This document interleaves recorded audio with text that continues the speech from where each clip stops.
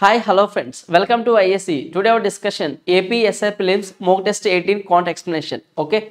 See, first question. 1 divided by 3 of 7 of 6 plus 8. See, 6 plus 8 into 3 minus 2. Ante 3 minus 2 bar 1 by 5 7 by 25 minus 3 by 7 plus 8 by 14. ఈ simplified value అనేది ఎంత అంటున్నాడు. Okay. So ఇక్కడ మీరు కొంచెం జాగ్రత్తగా చూస్తే 1 3/7 అని ఉందా. సో ఇక్కడ డివిజన్ ఉంది, ఇక్కడ హాఫ్ ఉంది. బాడ్మాస్ ప్రయారిటీ ప్రకారం ఫస్ట్ హాఫ్ కి ప్రయారిటీ ఇవ్వాలి. సో బాడ్మాస్ ప్రయారిటీ ఏంటి?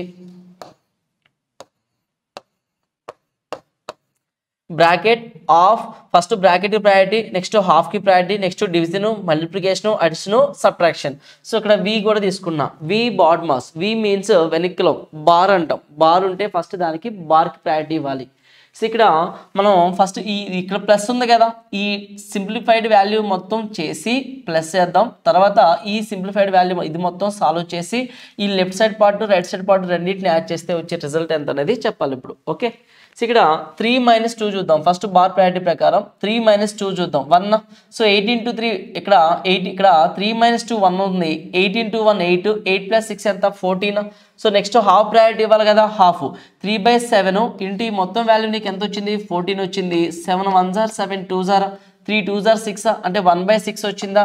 అంటే ఈ ప్లస్ వరకు ఈ టర్మ్ మొత్తం ఎంత వచ్చింది అంటే 1/6 వచ్చింది. 1/6 ఇస్ ద వాల్యూ. ఓకేనా. నెక్స్ట్ చూద్దాం. 1/5 7/25 3/7 8/14. దీన్ని ఎలా రాయొచ్చు? 2 4s are 2 7s are. Denominator 7 ఉన్నప్పుడు డినామినేటర్ సేమ్ ఉంటే నీకు ఎల్సిఎం కూడా 7 వస్తుంది. సో 3 + 4 7. 7/7 అంటే ఏమవుతుంది మనకి? సో 7/7 అంటే ఎంత 1 వస్తుంది. అంటే 7/25 - 1. ఇప్పుడు ఎల్సిఎం ఏమవుతుంది? ఈ టర్మ్స్ 25 అనేది నీకు ఇక్కడ ఎల్సిఎం అవుతుంది. 25 అన్నప్పుడు 5 5s are 5 × 1 5. 25 ఉంది కాబట్టి డైరెక్ట్గా 7 తీసుకుంటాం. మైనస్ నెక్స్ట్ ఏం చేస్తాం? ఇక్కడ ఏముంది? ఇక్కడ వాల్యూ 1 కదా. సో ఎల్సిఎం 25 డైరెక్ట్గా 25 × 1 ఎంత 25 -25 అవుతుంది. సో ఇక్కడ ఎంత 5 + 7 అంటే 12 కదా. 25లోంచి మనకి 12 పోతే -13. సో మనకి ఫైనల్గా -13/25 అనేది మిగిలింది. సో ఇక్కడ ఏమొస్తుంది? -13/25 అనేది వస్తుంది. ఓకేనా. సి నెక్స్ట్ ఫైనల్గా కనుక చూస్తే ఈ ఎల్సిఎం చూద్దామా. 25 6 కామన్ మల్టిపుల్స్ లేవు కాబట్టి 25 4s are 100, 25 2s are 50. ఓకేనా. సో అంతా 150 అనేది డినామినేటర్లో ఎల్సిఎం వస్తుంది. ఇచ్చిన ఆప్షన్స్లో డినామినేటర్లో 150 ఎక్కడ ఉంది? ఇక్కడ 150 మల్టిపుల్ ఉందా? ఇక్కడ ఉందా? లేదు. ఇక్కడ ఉందా? లేదు.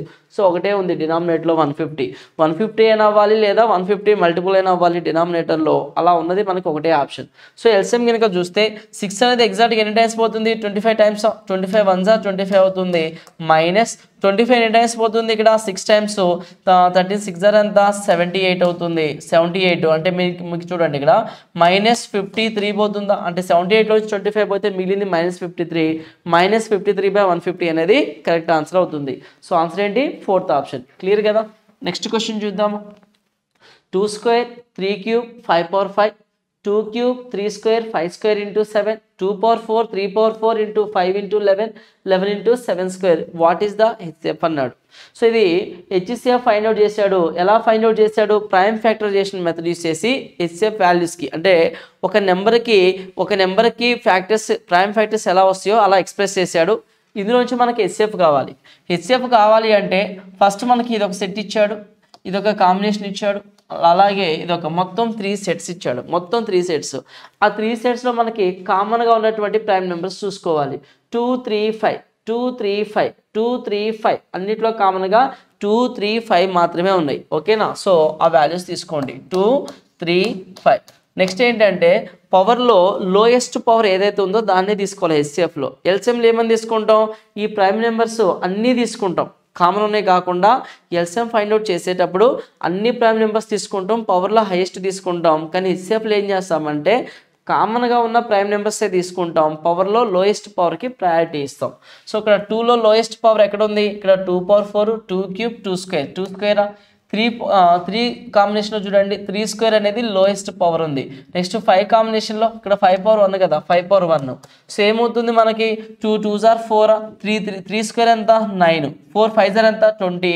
సో 20 × 9 ఎంత 180 అవుతుంది. సో మనకి ఎంత వస్తుందంటే వాల్యూ 180. ఇచ్చిన ఆప్షన్స్లో 180 ఎక్కడ ఉంది?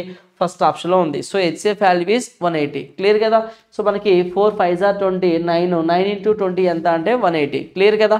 సి నెక్స్ట్ క్వశ్చన్ చూద్దాం. Question number 3. A person divided 600 rupees into 3 parts. The first part is 4 years for 3%. The second part is 5 years for 4%. And third part is 3 years for 5% for simple interest. What is the investment made by him at 5% if the simple interest on the above 3 parts is equal అన్నాడు. So మనకి ఏమని చెప్తున్నాడంటే simple interest on 3 parts is equal అన్నాడు.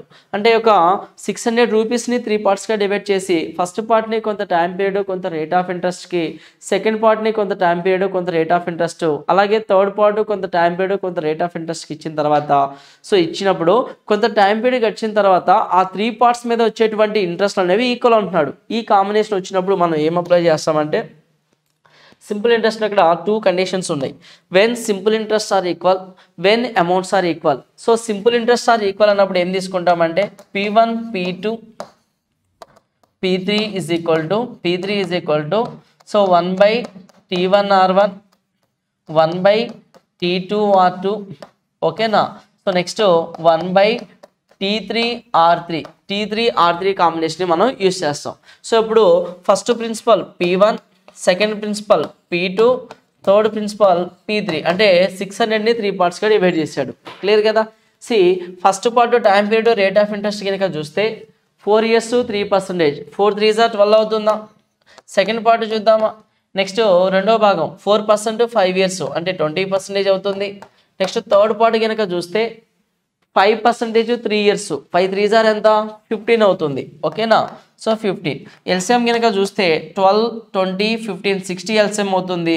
Into 60 చేస్తే మనకి ఆ fraction values పోతాయి. So 60ని 12 ఎన్ని టైమ్స్ పోతుంది 5 times. 20 ఎన్ని టైమ్స్ పోతుంది 3 times. 15 ఎన్ని టైమ్స్ పోతుంది 4 times. 5:3:4 5:3:4 ఇంతవరకు అయితే క్లియర్ కదా మీకు. సి 5:3:4 అవుతుంది. P1:P2:P3 is equal to 5:3:4. మొత్తం ఎన్ని పార్ట్స్ ఉంది ఇక్కడ మనకి 8 + 4 12 parts. 12 parts 600 అయితే 12 ఎన్ని టైమ్స్ పోతుంది 12 50 టైమ్స్ పోతుందా. సో మనకు వచ్చింది ఎంత 12 5s 60, 12 50s 600. మనకు కావాల్సింది ఏం అడిగాడు 5% వడ్డీ రేటున ఎంత ఇన్వెస్ట్ చేశాడని అడిగాడు. సో 5% చొప్పున అంటే ఫస్ట్ 3 నెక్స్ట్ 4 లాస్ట్ పార్ట్ గురించి అడుగుతున్నాడు. 4 parts ఎంత. సో మనకి 12 parts అనేది 600 అయితే 4 parts అనేది ఎంత అవుతుంది. సో 5 times పోతుందా 12 5s 60, 550 times 4 50s 4 5s ఎంత 20 200. సో ఇచ్చిన ఆప్షన్స్లో 200 ఎక్కడ ఉంది మనకి సెకండ్ ఆప్షన్లో ఉంది. సో క్వశ్చన్కి ఆన్సర్ ఏంటి సెకండ్ ఆప్షన్ అనేది కరెక్ట్ ఆన్సర్ అవుతుంది. ఓకేనా. నెక్స్ట్ క్వశ్చన్ చూద్దాం. 3 men 6 women can complete the task in 12 days. 5 men 6 women can complete the same task in 9 days. In how many days 3 men 3 women 3 men and 3 women complete the same task together అన్నాడు. So ఈ కాంబినేషన్లో వచ్చినప్పుడు ఒకటి డైరెక్ట్గా LCM పోయేటట్టు ఉంటే అంటే first set first information second information రెండింటిని add చేస్తే 3 men 3 womenకి మల్టిపుల్గా ఉంటే డైరెక్ట్గా చేయొచ్చు. అలా లేనప్పుడు మీరు ఏం చేస్తారంటే ఫస్ట్ ఒక టీము ఒక వర్క్ చేస్తున్నారు, నెక్స్ట్ ఒక టీము మరో వర్క్ చేస్తారు, ఇద్దరు వర్క్ ఈక్వల్ కాబట్టి ఈక్వల్ చేయండి. మెన్ ఎఫిషియన్సీ వస్తుంది. ఆ మెన్ ఎఫిషియన్సీ లెఫ్ట్ సైడ్ కానీ రైట్ సైడ్ టీంలో కానీ సబ్మిట్ చేస్తే మనకి టోటల్ వర్క్ వస్తుంది. ఆ టోటల్ వర్క్ని 3 men 3 women చేయమన్నారు కాబట్టి so 3 men efficiency 3 women efficiency తీసుకుంటే మనకి ఆన్సర్ వస్తుంది. ఓకేనా. చేసే విధానం ఇలా ఉంది. సో క్వశ్చన్ ఏమంటున్నాడు ముగ్గురు 3 men అన్నాడు 6 women అంటున్నాడు. చూడండి జాగ్రత్తగా 3 men అంట 3 men అలాగే 6 women ఒక వర్క్ని ఎన్ని డేస్లో చేస్తున్నారు 12 daysలో చేస్తారంట. ఇదే వర్క్ని 5 men 6 women గురించి మాట్లాడుతున్నాడు. 5 men 6 women ఈ 6 women ఎన్ని డేస్లో చేస్తారు వీళ్ళు 9 daysలో చేస్తున్నారు. సో ఎన్ని టైమ్స్ పోతుంది 3 4s 3 3s 3 times పోతుంది 3 4 times పోతుంది. సో 4 3s ఎంత 12 men, ఇక్కడ 4 6s ఎంత 24 women వస్తుంది. నెక్స్ట్ 15 men 3 6s ఎంత 18 women వస్తుంది.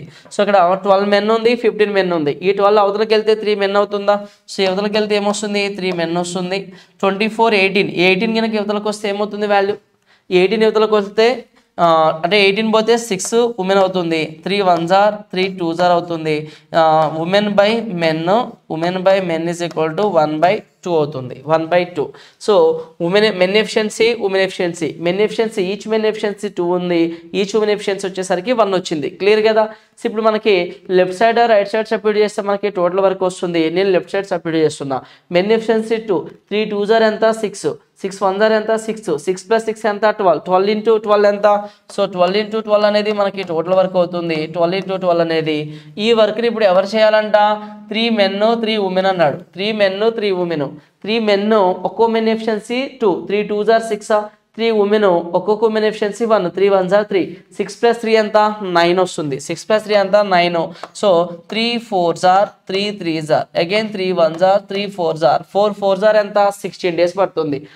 ఆన్సర్ అంటే మనకి ఇక్కడ థర్డ్ ఆప్షన్ అనేది కరెక్ట్ ఆన్సర్ అవుతుంది. ఓకేనా. C the next question. Question number 5. Compound interest for 3 years at a rate of 16 2/3% is 1270 rupees. Then how much is the simple interest at the same rate for the same period over the same money అన్నాడు. So ఇక్కడ నువ్వు కొంచెం జాగ్రత్తగా గమనిస్తే అంటే 16 2/3 rate of ఇంట్రెస్ట్కి కొంత ప్రిన్సిపల్ని compound interest ప్రకారం invest చేస్తే 3 yearsకి వచ్చినటువంటి ఇంట్రెస్ట్ ఎంత 1270 రూపీస్ అన్నాడు. 3 yearsకి ఎంత వచ్చింది అన్నాడు. అయితే అదే ప్రిన్సిపల్, అదే రేట్ ఆఫ్ ఇంట్రెస్ట్, అదే టైం పీరియడ్ నీకు సింపుల్ ఇంట్రెస్ట్ ఎంత వస్తుంది అన్నాడు. పాయింట్ అర్థమవుతుందా. సింపుల్ ఇంట్రెస్ట్ ఎంత వస్తుంది. సో కాంపౌండ్ ఇంట్రెస్టే 1270 ఉంటే సింపుల్ ఇంట్రెస్ట్ ఖచ్చితంగా అంతకన్నా తక్కువ రావాలి కదా. సో ఇచ్చిన థర్డ్ ఆప్షన్ కొంచెం గమనించండి. 1270 కన్నా ఎక్కువ ఉంది అంటే ఖచ్చితంగా థర్డ్ ఆప్షన్ అయితే మన ఆన్సర్ కాదు. సో నెక్స్ట్ ఆప్షన్ చూడండి 1080, 1200, 1090 ఉంది. సో వీటిలో మన ఆన్సర్ ఏంటనేది చూద్దాం. సో ఇప్పుడు రేట్ ఆఫ్ ఇంట్రెస్ట్ ఎంత ఉంది 16 2/3. 16 2/3ని ఫ్రాక్షన్లో రాస్తే ఏమని రాయొచ్చు 1/6 అని రాయొచ్చు కదా. సో డినామినేటర్లో ఏమొస్తుంది ప్రిన్సిపల్ అవుతుంది, న్యూమినేటర్లో ఏమవుతుంది compound interest for 1 year, compound interest for 1 year.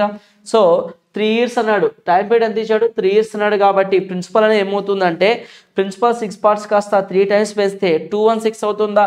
Principle is equal to 6³ తీసుకుంటాం. 6³ అంటే ఎంత 216 అవుతుంది. సో 3 yearsకి ఇప్పుడు జనరల్గా మనం 2 yearsకి 3 yearsకి 4 yearsకి కాంపౌండ్ ఇంట్రెస్ట్, 2 yearsకి 21 కాంపౌండ్ ఇంట్రెస్ట్, 3 yearsకి 331 కాంపౌండ్ ఇంట్రెస్ట్, 4 yearsకి 4641 కాంబినేషన్ యూస్ చేస్తాం. ఓకేనా. So first term simple interest indicate చేస్తుంది. Next difference between simple and compound total 2 అని యాడ్ చేస్తే కాంపౌండ్ ఇండికేట్ చేస్తుంది. ఓకేనా. ఇక్కడ కూడా first term simple interest indicate చేస్తే next terms difference between simple and compound total term compound. So first term ఇక్కడ simple interest indicate చేస్తుంది. Next terms difference between simple and compound. సో మనకి 3 years అన్నాడు కాబట్టి 331 కాంబినేషన్ తీసుకోవచ్చు కదా మనం. ఫస్ట్ టర్మ్ సింపుల్ ఇంట్రెస్ట్ని ఇండికేట్ చేస్తుంది. అయితే నువ్వు ఫస్ట్ టర్మ్ని ఫైండ్ అవుట్ చేస్తే సరిపోతుంది. ఓకేనా. So first term find out చేస్తే సరిపోతుంది. ఆల్రెడీ ప్రీవియస్ ఎక్స్ప్లెనేషన్ పేపర్స్లో చెప్పున్నాము. 2 yearsకి 21, 3 yearsకి 331, 4 yearsకి 4641. సో 331 కనుక చూస్తే 331. సో ఇక్కడ ఇందులో 1/6 రేట్ ఆఫ్ ఇంట్రెస్ట్ 1/6 పార్టే కదా. 216లో 1/6 అంటే ఎంత వస్తుంది 36 వస్తుంది. ఇందులో 1/6 అంటే ఎంత 6 వస్తుంది. ఇందులో 1/6 అంటే 1 వస్తుంది. ఓకేనా. సో నీకు ఈ సింపుల్ ఇంట్రెస్ట్ కదా ఇండికేట్ చేసేది, ఇది ఈ వాల్యూ కావాలి. కానీ మొత్తం యాడ్ చేస్తే నీకు కాంపౌండ్ ఇంట్రెస్ట్ అవుతుంది. సో ఇక్కడ 3 × 36 ఎంత 108, 3 6 ఎంత 18 + 1 19. సో 108 + 19 127 అవుతుంది. టోటల్ ఈ వాల్యూ ఎంత వచ్చింది నీకు 127 పార్ట్స్ వాల్యూ 1270 అయితే నీకు కావాల్సింది సింపుల్ ఇంట్రెస్ట్ అంటే ఫస్ట్ పార్టే కదా కావాల్సింది. 3 × 36 108 అవుతుంది. సో 108 పార్ట్స్ అనేది ఎంత జస్ట్ నీకు 10 times పోతుంది, ఒక 0 ఎక్స్ట్రా ఉంది. ఇక్కడ కూడా 10 times అంటే 1080 అనేది అవుతుంది. సో ఇచ్చిన ఆప్షన్స్లో 1080 మనకి ఎక్కడ ఉంది ఫస్ట్ ఆప్షన్లో ఉంది. ఆన్సర్ ఏంటి మనకి ఇక్కడ ఫస్ట్ ఆప్షన్ అనేది కరెక్ట్ ఆన్సర్ అవుతుంది. క్లియర్ కదా. సి నెక్స్ట్ క్వశ్చన్ చూద్దాం. 6 a is equal to √5 + 1/√5 - 1, b is equal to √5 - 1/√5 + 1, then a² + ab + b² a² - ab + b². నీకు కావాల్సింది ఏంటి ఈ టర్మే కదా. అంటే ఈ వాల్యూని దీన్ని సింప్లిఫై చేసి దీని రిజల్ట్ ఏంటి అని అడుగుతున్నాడు. సో దీన్ని మనం ఎలా కన్వర్ట్ చేయొచ్చో చూద్దాం. a² + ab + b² కదా. అంటే a + b హోల్² కాంబినేషన్లో ఉంది కదా న్యూమరేటర్లో. సో ఏం చేస్తున్నా అంటే a + b హోల్² అంటే 2ab ఉండాలి కాబట్టి +ab - ab యాడ్ చేస్తే a² + 2ab + b² అంటే a + b హోల్² - ab మిగిలిపోతుందా. సో డినామినేటర్లో కూడా నేను ఇక్కడ a minus b whole square అని రాయొచ్చు, లేదు నేను న్యూమరేటర్లో a plus b whole square అని తీసుకున్నా కదా, కింద కూడా a plus b whole square combination నేను కన్వర్ట్ చేస్తున్నా, a plus b whole square వచ్చే విధంగా కన్వర్ట్ చేస్తున్నా. ఓకేనా? సో ఇక్కడ నీకు మైనస్ ab ఉంది, a square plus b square plus a plus b whole square అంటే ఖచ్చితంగా ప్లస్ 2ab ఉండాలి. నువ్వు ప్లస్ 2ab చేస్తే ఖచ్చితంగా మైనస్ 2ab కూడా చేయాలి. ఇప్పుడు చూడండి, a square plus 2ab plus b square అంటే కింద ఏమవుతుంది, a plus b whole square combination వచ్చేస్తుంది. ఓకేనా? So minus 2ab minus ab minus 3ab అవుతుంది, మైనస్ 3ab. ఓకే, సో ఇప్పుడు నీకు ఏం కావాలి, అది సింప్లిఫై చేయాలంటే a ప్లస్ బి వాల్యూ కావాలి, ab వాల్యూ కావాలి. a ప్లస్ బి ఎలా వస్తుందో చూద్దామా. a ప్లస్ బి ఈ రెండింటిని సమ్ చేస్తున్నా, ఈ రెండింటిని సమ్ చేస్తే డినామినేటర్లో a minus b a plus b రెండు ఎల్సిఎం అవుతుందా. So a minus b into a plus b, a square minus b square అంటే 5 మైనస్ 1 అవుతుంది. సో న్యూమినేటర్ చూడండి, సో ఈ టర్మ్ ఇటు వెళ్తుంది, ఇటు ప్లస్ చేస్తే ఈ టర్మ్ ఇటు వెళ్తుంది, ఈ టర్మ్ ఇటు వెళ్తుంది అంటే ఏంటి, ఇక్కడ √5 ప్లస్ 1 హోల్ స్క్వేర్ వస్తుంది, ఇక్కడ ప్లస్ ఇక్కడ ఏమొస్తుంది √5 మైనస్ 1 హోల్ స్క్వేర్ అవుతుంది. అంటే a plus b whole square plus a minus b whole square అవుతుంది. ఈ రెండు యాడ్ చేసి నెక్స్ట్ ఎల్సిఎం తీసుకుంటే ఇది రిజల్ట్ నాకు. సో ఇప్పుడు a plus b whole square plus a minus b whole square అంటే 2 times a square plus b square కదా నాకు వచ్చేది. 2 టైమ్స్ a స్క్వేర్ అంటే 5 వస్తుంది, b స్క్వేర్ అంటే 1 వస్తుంది by 4. 2 1s are 2 2s are 5 plus 1 అంటే 6 కదా, 6 అంటే 2 3 టైమ్స్ పోతుంది. సో a ప్లస్ బి 3 వచ్చింది మనకి ఇక్కడ. సో a ప్లస్ బి 3 అంటే 3 స్క్వేర్ 9 వస్తుందా, 9 మైనస్ ab ఎంత వస్తుందో చూద్దాం. సో నువ్వు ఇక్కడ ab కనుక చేస్తే a ఇంటూ బి చేస్తే అంటే ఇక్కడ ప్లస్ ప్లస్లో ఏం చేస్తున్నాం మనం, ఇంటూ చేస్తున్నాం, a ఇంటూ బి చేస్తే మనకి సో ఈ వాల్యూ క్యాన్సిల్ అవుతుంది, ఈ వాల్యూ క్యాన్సిల్ అవుతుంది. సో a ఇంటూ బి కదా చేస్తున్నాం, అప్పుడు ab ఈజ్ ఈక్వల్ నీకు ఏం మిగులుతుంది, 1 మిగులుతుంది, ab ఈజ్ ఈక్వల్ టు 1 వస్తుంది. సో 9 మైనస్ 1 బై, సో ఇక్కడ వాల్యూ ఎంత 9 మైనస్ 3 అవుతుంది అంటే 8/6 వస్తుంది. 2 3s are 2 4s are 4/3. So ఇచ్చిన ఆప్షన్స్లో 4/3 ఎక్కడ ఉంది మనకి, ఫస్ట్ ఆప్షన్లో ఉంది. Answer is 4/3. క్లియర్ కదా. సిదా next question, P sell an article to Q with 25% profit. Q sell it to R with 15% loss. R sell it to S for 20% profit. S bought it for 204 rupees. Then P's cost price is అన్నాడు. అంటే ఇక్కడ ఒక వస్తువు అనేది P నుంచి Qకి వెళ్ళింది, Q నుంచి Rకి వెళ్ళింది, R నుంచి Sకి వెళ్ళింది. లాస్ట్ క్యాండిడేట్ ప్రైస్ ఇచ్చాడు, లాస్ట్ S అనే క్యాండిడేట్ 204 రూపీస్ పెట్టి కొన్నాడంట. అయితే P అనే క్యాండిడేట్ ఎంత ఖర్చు పెట్టి కొన్నాడు, ఎంత ఖర్చు పెట్టాడు P అనే క్యాండిడేట్, ఇది మన ప్రశ్న. ఓకేనా? ఇది ఎలా ఉంది, P is to Q, Q is to R, R is to S ఈ రేషియోలో ఉంది. ఫస్ట్ క్యాండిడేట్ గురించి అడిగాడు, లాస్ట్ క్యాండిడేట్ ఇన్ఫర్మేషన్ ఇచ్చాడు. అంటే so first candidate last candidate ratio వచ్చినప్పుడు అంటే A is to B, B is to C, C is to Dలో A is to D అంటే ఆ రేషియోలో లెఫ్ట్ టర్మ్స్ అంటే రేషియోకి ఒక అంటే ఇక్కడ A is to B ratio ఉంటుందా. సో రేషియోకి ఈ రేషియో సింబల్కి లెఫ్ట్ సైడ్ టర్మ్స్ అంటే యాంటిసిడెంట్స్ అంటాం, రైట్ సైడ్ ఏమో కాన్సిక్వెంట్ అంటాం. Product of all antecedents product of all కాన్సిక్వెంట్స్ multiple చేస్తే మనకి లెఫ్ట్ సైడ్ మల్టిపుల్స్ వాల్యూ మొత్తం ఏమవుతుందంటే ఫస్ట్ P అనే క్యాండిడేట్ ఇండికేట్ చేస్తుంది, రైట్ సైడ్ ఉన్న వాల్యూస్ మొత్తం ప్రోడక్ట్ చేస్తే మనకి S అనే క్యాండిడేట్ని ఇండికేట్ చేస్తుంది. క్లియర్ కదా. అంటే దీన్ని మనం సింపుల్గా కాంపౌండ్ రేషియో అంటాం. కాంపౌండ్ రేషియో అంటే ఏంటి, products of antecedents products of consequent. ఓకేనా. ఇప్పుడు మనం దీనికి రేషియోస్ అన్నీ ఇలా ఎక్స్ప్రెస్ చేయకుండా డైరెక్ట్గా మనం ఇలా తీసేసుకోవచ్చు. అంటే P అనే క్యాండిడేట్, P క్యాండిడేట్, S క్యాండిడేట్ని డైరెక్ట్గా ఇలా తీసేసుకోవచ్చు మనం.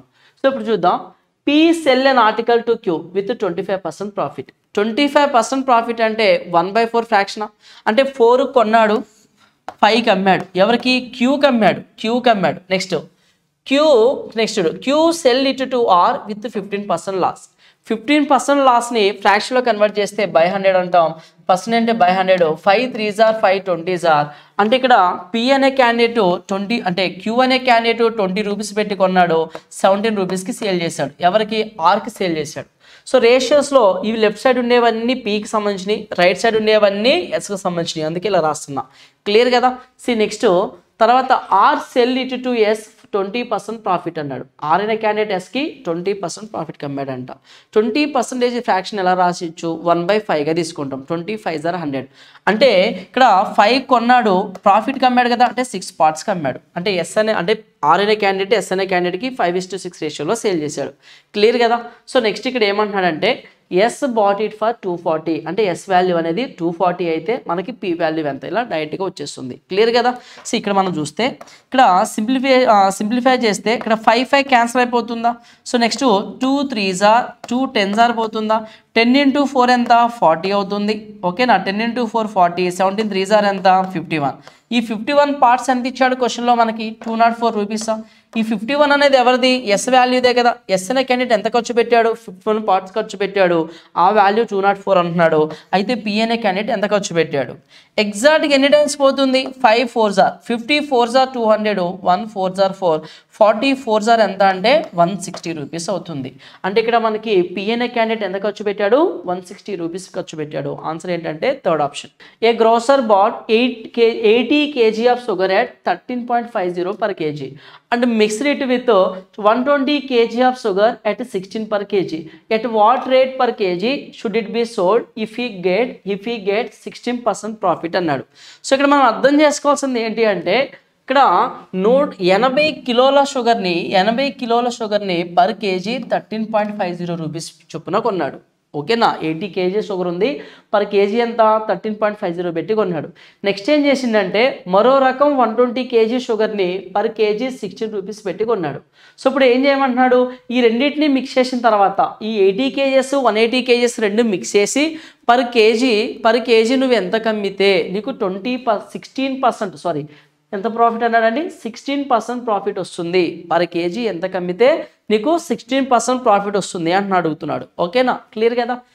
ఇప్పుడు నేను ఏం చేస్తున్నా అంటే ఫస్ట్ నేను టోటల్ రెండింటిని మిక్స్ చేస్తున్నా. 80 kgsని 120 kgsని రెండింటిని మిక్స్ చేసి పర్ కేజీ అంటే కాస్ట్ ప్రైస్ ఎంత వస్తుందో ఫైండ్ అవుట్ చేస్తాను. కాస్ట్ ప్రైస్ మీద just 16% profit value find out చేస్తే సరిపోతుంది. అది సెల్లింగ్ అయిపోతుంది. ఓకేనా. సో ఇక్కడ 80 kgs పర్ కేజీ ఎంత 13.50. ఇక్కడ 120 kgs పర్ కేజీ ఎంత 16 రూపీస్. అంటే రెండింటి యొక్క ప్రైజు ఇది 13.50 ఉంటే సెకండ్ టైప్ ఎలా ఉంది? 16 ఉంది. అంటే 13.5 కన్నా ఎక్స్ట్రా ఎంత ఉంది? 2.5 ఉంది. 2.5 అంటే 2.5 రూపీస్ ఎక్స్ట్రా ఉంది. ఎన్ని కేజెస్కి ఎక్స్ట్రా ఉంది? 120 kgsకి ఎక్స్ట్రా ఉంది. ఎన్ని కేజెస్కి? 120 kgs. ఈ 2.5 రూపీస్ 120 kgs ఈ టోటల్ ప్రైస్ని సో ఈ 80 kgs 120 kgs 2 kgs అంటే 2 క్వాంటిటీస్ కనుక షేర్ చేసుకుంటే ఎగ్జాక్ట్ కాస్ట్ అనేది మనకు వస్తుంది. ఓకేనా. సో 2.5 అక్కడ 120 సో వాల్యూ ఎంత వస్తుంది మనకి? బై 200 టోటల్ 200 kgs కనుక షేర్ చేస్తే ఎగ్జాక్ట్ కాస్ట్ ప్రైస్ అనేది మనకి వస్తుంది. ఓకేనా. ఇక్కడ 0 cancel 2 10s are 2 6s are 6 2s are 12 6 5s are 30 అంటే 15 వస్తుంది. 15 అంటే 1.5 అంటే 13.5 ఎక్స్ట్రా వాల్యూ కదా. రెండింటిది ఇనిషియల్ ప్రైస్ 13.5 ఉంది. ఇప్పుడు 1.5 యాడ్ అయితే ఏమవుతుందంటే 13.5కి 1.5 యాడ్ చేస్తే ప్రైస్ ఎంత? సో 13 14 15. సో ఓవరాల్గా ఇప్పుడు కాస్ట్ ప్రైస్ ఎంత వచ్చింది? నీకు 15 వచ్చింది. అంటే ఆ 200 kgs యొక్క కాస్ట్ ప్రైస్ ఎంత వచ్చింది అంటే 15 రూపీస్ వచ్చింది. క్లియర్ కదా. ఇందులో మనం 16% ప్రాఫిట్ అమ్ముతున్నాడు అన్నాడు కదా. 16% ప్రాఫిట్ వాల్యూ ఫైండ్ అవుట్ చేస్తే సరిపోతుందా? ఓకేనా. సో ఇందులో 10% ఎంత? 1.50. అక్కడ 6% అంటే 1% 0.15 15 6 are ఎంత? 90. సో 1.5 ప్లస్ 90 ఎంత అంటే 2.4 అవుతుంది. సో 15కి 2.4 యాడ్ చేస్తే 17.40 రూపీస్ అవుతుంది. సో కాస్ట్ ఏమో 15 అయితే సెల్లింగ్ ఎంత? 17.40 ఉన్నప్పుడే మనకి 16% ప్రాఫిట్ అనేది వస్తుంది. సో ఆన్సర్ ఏమని చెప్పొచ్చు మనం ఇక్కడ? ఫస్ట్ ఆప్షన్ అనేది కరెక్ట్ ఆన్సర్గా చెప్తాం. సో లేదు ఈ ప్రొసీజర్ చేయకుండా ఇంకోలా ఎలా చెప్పొచ్చు అంటే సో నీకు సేల్ చేసేటప్పుడు ఎంత ప్రాఫిట్కి సేల్ చేస్తున్నాడు? 16% ప్రాఫిట్. 16% ప్రాఫిట్ అంటే 116% అనేది ఏమవుతుంది? సెల్లింగ్ ప్రైస్ అవుతుందా? ఈ 116లో నీకు ఏ మల్టిపుల్ ఉంది, 29 మల్టిపుల్ ఉంది కదా. సో 29 అనేది మనకి 29 మల్టిపుల్ వస్తుంది.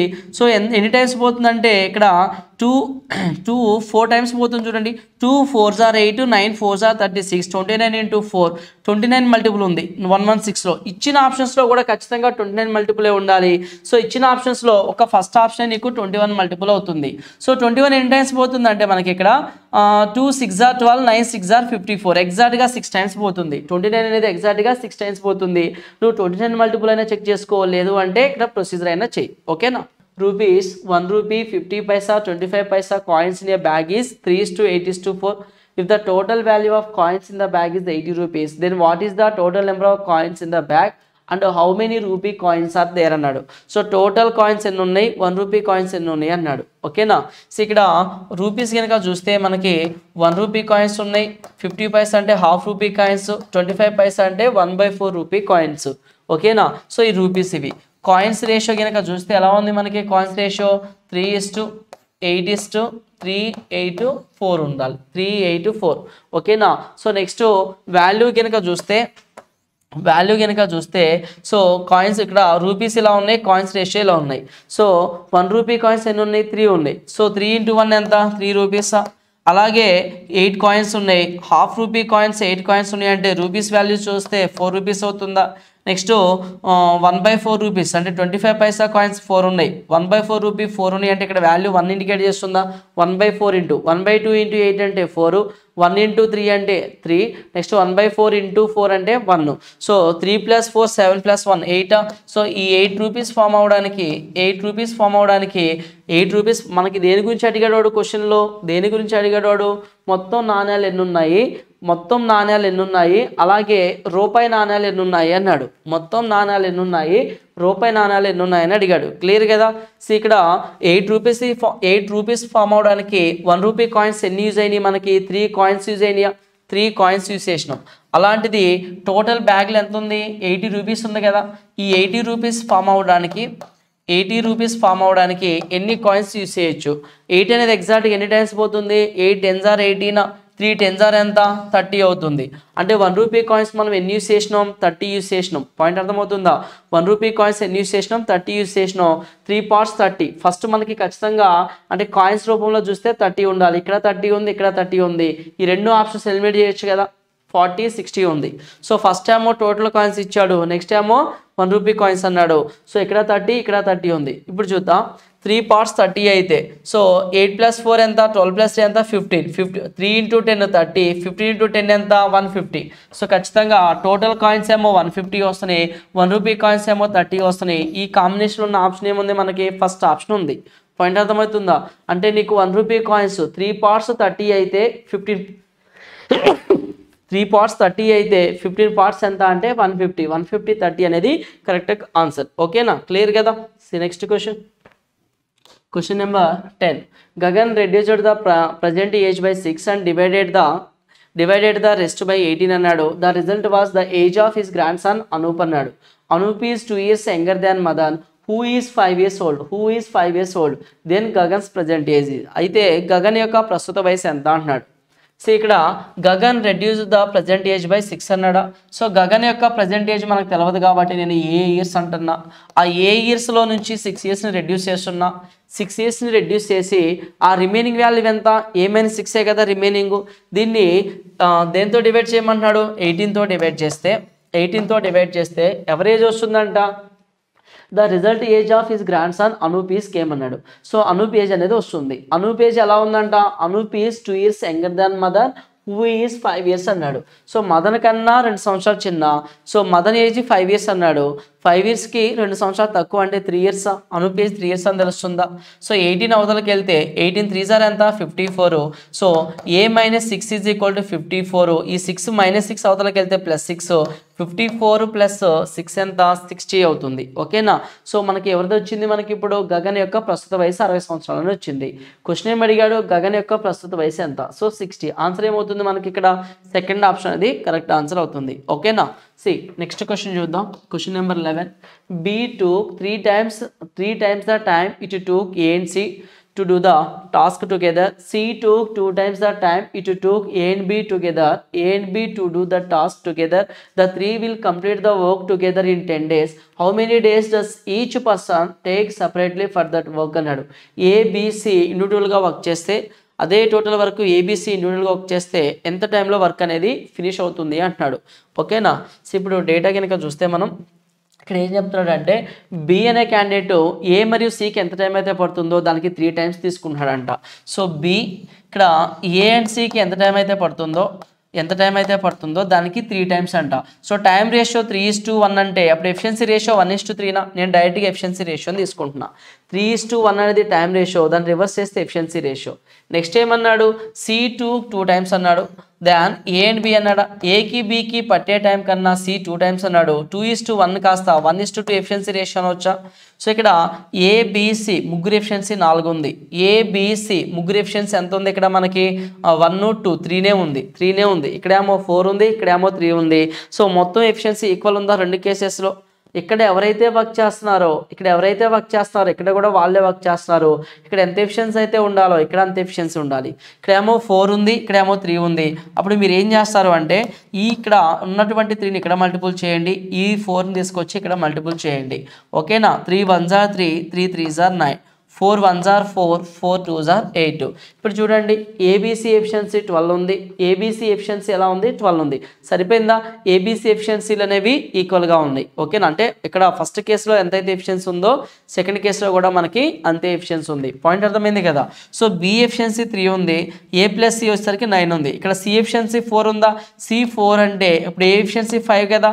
So A efficiency 5, B efficiency 3, C efficiency 4. So అందరికీ ఎఫిషియన్సీ అనేవి క్లియర్గా ఉంది, ఇండివిజువల్గా వచ్చేసింది. సో నెక్స్ట్ ఏమన్నాడు మనకి ఆ ముగ్గురు కలిసి 10 రోజుల్లో ముగిస్తారంట. ఆ ముగ్గురు కలిసి పనిచేస్తే 10 డేస్లో వర్క్ అవుతుందంట.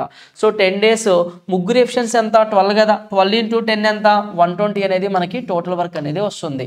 సో 10 డేస్ చేయగలుగుతారు, 12 ఎఫిషియన్సీతో చేస్తారు. Time into efficiency total work 120 అనేది టోటల్ వర్క్.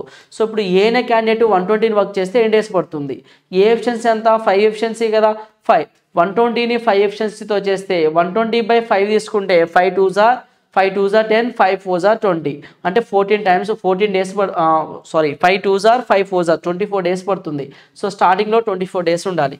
ఇదే వర్క్ని ఏ చేస్తే ఎన్ని డేస్ పడుతుంది, ఏకి 24 డేస్ పడుతుంది. ఒకవేళ బి చేస్తే 120 వర్క్ని కనుక బి ఒకటే చేస్తే ఎంత ఎఫిషియన్సీ 3 ఎఫిషియన్సీతో చేయాలి. 120 time by efficiency work by efficiency తీసుకుంటే నీకేమొస్తుంది అక్కడ టైం వస్తుంది కదా. 120 బి ఎఫిషియన్సీ 3 తీసుకుంటే ఎగ్జాక్ట్గా ఎన్ని డేస్ పడుతుంది 40 డేస్ పడుతుంది. నెక్స్ట్ సి టైం పీరియడ్ కనుక చూస్తే సి ఎఫిషియన్సీ ఎంత 4 కదా.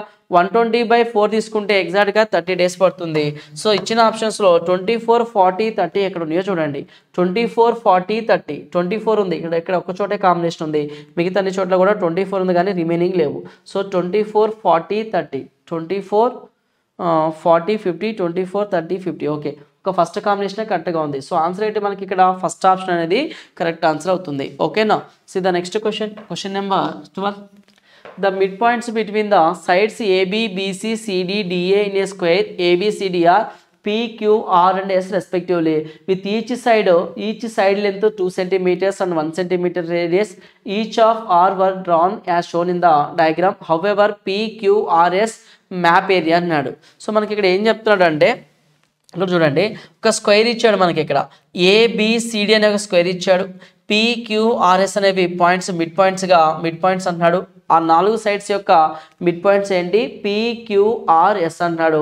సో ఇలా మనకి ఇక్కడ కర్వ్ షేప్లో గీశాడు. సో గీసిన తర్వాత ఇక్కడ ఒక మ్యాప్ ఫామ్ అయింది అన్నాడు. ఈ మ్యాప్ యొక్క ఏరియా ఎంత అంటున్నాడు. ఓకేనా, ఈ ఏరియా ఎంత అన్నాడు.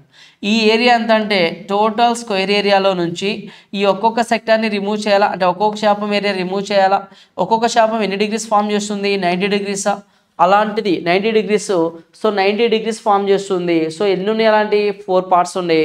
4 × 90 అంతా 360 అంటే కంప్లీట్గా ఒక సర్కిల్నే ఫామ్ చేస్తుంది. ఈ మొత్తాన్ని యాడ్ చేస్తే మనకి ఏం ఫామ్ అవుతుంది, కంప్లీట్గా ఒక సర్కిలే ఫామ్ అయిపోతుంది. సో మనం ఏం చేయాలి, ఈ స్క్వేర్ ఏరియాలో నుంచి ఆ సర్కిల్ ఏరియాని రిమూవ్ చేస్తే మిడిల్లో మిగిలినటువంటి ఒక మ్యాప్ ఏరియా వస్తుందా. ఓకేనా. సో స్క్వేర్ ఏరియా అంటే సైడ్ నీకు ఎంత ఇచ్చాడు 2 సెంటీమీటర్లు అన్నాడు. సో రేడియస్ అంటే ఎంత అవుతుంది ఎగ్జాక్ట్గా హాఫ్లో కదా ఇవి కర్వ్ చేస్తుంది. సో హాఫ్లో సెక్టర్ ఫామ్ చేస్తుంది కాబట్టి 1 1. సో రేడియస్ ఎంత 1 అవుతుంది. స్క్వేర్ యొక్క సైడ్ ఎంత అంటే 2. సో స్క్వేర్ ఏరియా అంటే 2 స్క్వేర్, 2 స్క్వేర్ అంటే 4 అవుతుంది. 4 minus pi r square, pi r square, radius అంటే 1 వస్తుంది. So pi r square means 1 square అంటే 1 వస్తుంది. 4 మైనస్ పై అనేది మనకి కావాల్సినటువంటి కరెక్ట్ ఆన్సర్ అవుతుంది. సో 4 మైనస్ పై ఎక్కడుంది మనకి ఇచ్చిన ఆప్షన్స్లో? సెకండ్ ఆప్షన్ చూడండి, 4 మైనస్ పై అనేది ఉంది. క్లియర్ కదా, 4 minus pi, second option is the correct answer. Question number 30. In an election between the two candidates, 80% of the registered voters cast their votes. It was decided that 5% of votes cast were incorrect. The winning candidate received 32,490 votes. If these are 60% of the correct votes, then what is the total number of registered votes అంటున్నాడు. So ఇక్కడ మొత్తం 100% voters ఉంటే అందులో కేవలం 80% తమ vote హక్కు వినియోగించుకున్నారంట. అందులో కూడా 5%, 80% ఓటు వేశారు కదా, ఆ 5% అనేది ఇన్వాలిడ్ అని చెప్తున్నాడు. ఓకేనా. సో ఏవైతే వ్యాలిడ్కి వచ్చాయో ఆ వ్యాలిడ్ ఓట్స్లలో గెలిచిన అభ్యర్థికి విన్నర్కి 32,490 ఓట్స్ వచ్చినాయి అంట. 32,490 ఓట్స్. అవి దేనికి ఈక్వల్ అంటున్నాడు? టోటల్ వ్యాలిడ్లో 60%కి ఈక్వల్ అంటున్నాడు. ఓకేనా. సో అయితే మనకి అడిగింది ఏంటంటే టోటల్ ఎన్ని ఓట్స్ ఉన్నాయి అక్కడ అన్నాడు. అంటే ఓటింగ్ లిస్ట్ ఎంత? ఓటింగ్ లిస్ట్ మీన్స్ 100% ఓట్స్ ఎన్ని అని అడుగుతున్నాడు. ఓకేనా. సో ఇక నేను ఏం తీసుకుంటున్నా అంటే టోటల్ ఎన్ని ఓట్స్ తీసుకుంటున్నా. ఓకేనా, total.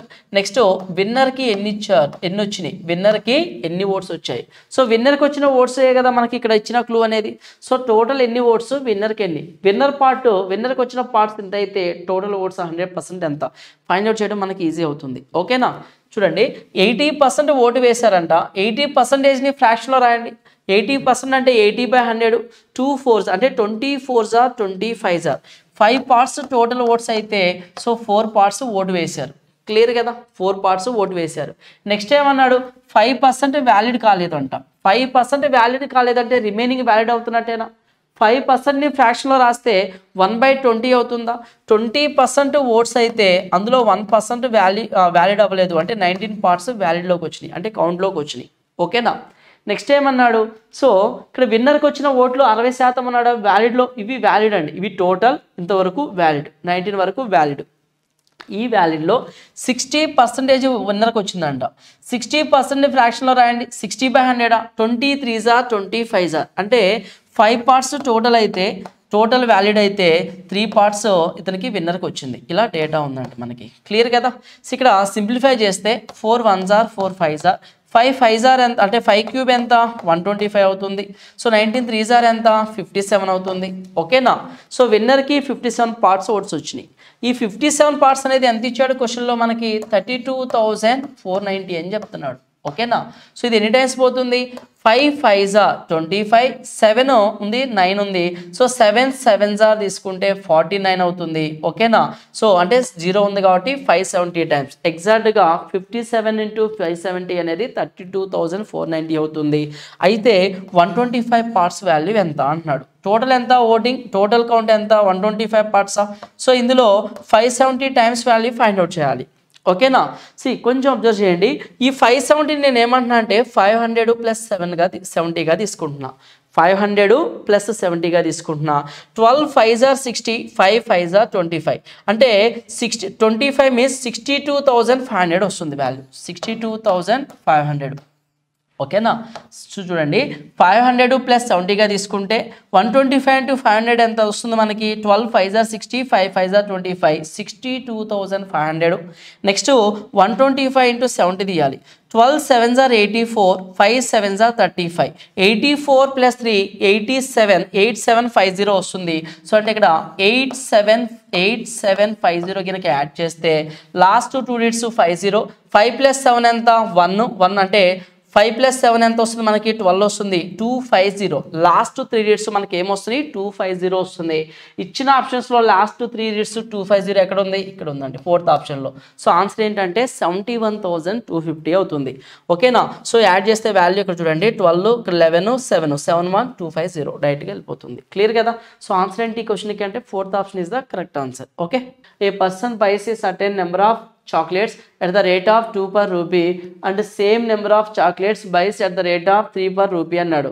If he sells the together ఆ రెండింటినీ కలిపి at the rate of 4 per rupee అంటే 1 రూపీకి 4 ఇచ్చే విధంగా సేల్ చేసిందంట. అయితే ఓవరాల్గా అతనికి వచ్చింది ప్రాఫిటా లాసా ఎంత పర్సెంటేజ్ అంటున్నాడు. ఫస్ట్ కేసులో మనకి ఏమని చెప్తున్నాడంటే 2 చాక్లెట్స్ని 1 రూపీకి కొన్నాడు, 3 చాక్లెట్స్ని 1 రూపీకి కొన్నాడు. సో ఇక్కడ ఎన్నైతే కొన్నాడో ఇక్కడ అన్నే కొనాలి. అప్పుడు ఈ 3ని తీసుకొచ్చి ఇక్కడ మల్టిపుల్ చేయండి, ఈ 2ని తీసుకొచ్చి ఇక్కడ మల్టిపుల్ చేయండి. సో అప్పుడు ఏమవుతుంది, కాస్ట్ ప్రైస్ కనుక చూస్తే 3 2s are 6, 3 1s are 3 అంటే 6 ఆర్టికల్స్ 3 రూపీస్ అవుతుంది. సో ఇక్కడ సెకండ్ కేసు చూడండి, cost price 2 3s are 6, 2 3s are 6 అంటే plus 6 articles, next 2 1s are 2 rupees అంటే ఓవరాల్గా 12 ఆర్టికల్స్ 5 రూపీస్. ఈ రెండు కలిపి అమ్ముతున్నాడు కదా. సో రెండు కలిపి కాస్ట్ ప్రైస్ కనుక చూస్తే 12 ఆర్టికల్స్ 5 రూపీస్ అవుతుంది. సేల్ చేసేటప్పుడు మనకి ఎలా సేల్ చేస్తున్నాడు, ఎలా సేల్ చేస్తున్నాడు ఆ రెండు రకాలను కలిపి 4 రూపీస్ అంటే 1 రూపీకి 4 ఆర్టికల్స్, 4 per 1 రూపీ అంటే 1 రూపీకి 4 ఆర్టికల్స్ అమ్ముతున్నాడు. కాకపోతే ఇక్కడ ఎన్ని ఆర్టికల్స్ అయితే ఉన్నాయో ఇక్కడ కూడా అన్ని ఆర్టికల్స్ ఉండాలి కదా. 4 ఆర్టికల్స్ 1 రూపీస్ చొప్పున 1 రూపీకి 4 ఆర్టికల్స్ చొప్పున సేల్ చేస్తున్నాడు. కానీ ఇక్కడ 12 ఉన్నాయి, ఇక్కడ 12 ఉండాలంటే నువ్వు ఏం చేయాలి, జస్ట్ ఇంటూ 3 చేస్తే సరిపోతుందా. 3 4s are 12, 3 1s are 3 అవుతుంది. సో ఇక్కడ ఏమో 5 రూపీస్ పెట్టి కొన్నావు కొనేటప్పుడు, ఇక్కడ 12 ఆర్టికల్స్ కదా, 12 ఆర్టికల్స్ సరిపోయింది. ఇక్కడ 5 రూపీస్ పెట్టి కొన్నావు, 3 రూపీస్కి అమ్ముతున్నావు అంటే ఎంత లాస్ అవుతున్నావు, 2 రూపీస్ లాస్ అవుతున్నావు. Out of 5 so into 100 percentage అడిగాడు కదా. 5 ఎన్ని టైమ్స్ పోతుంది, 20 times, 2 into 20 40% loss. So answer ఏంటి మనకి ఇక్కడ థర్డ్ ఆప్షన్ అనేది కరెక్ట్ ఆన్సర్ అవుతుంది. ఓకేనా.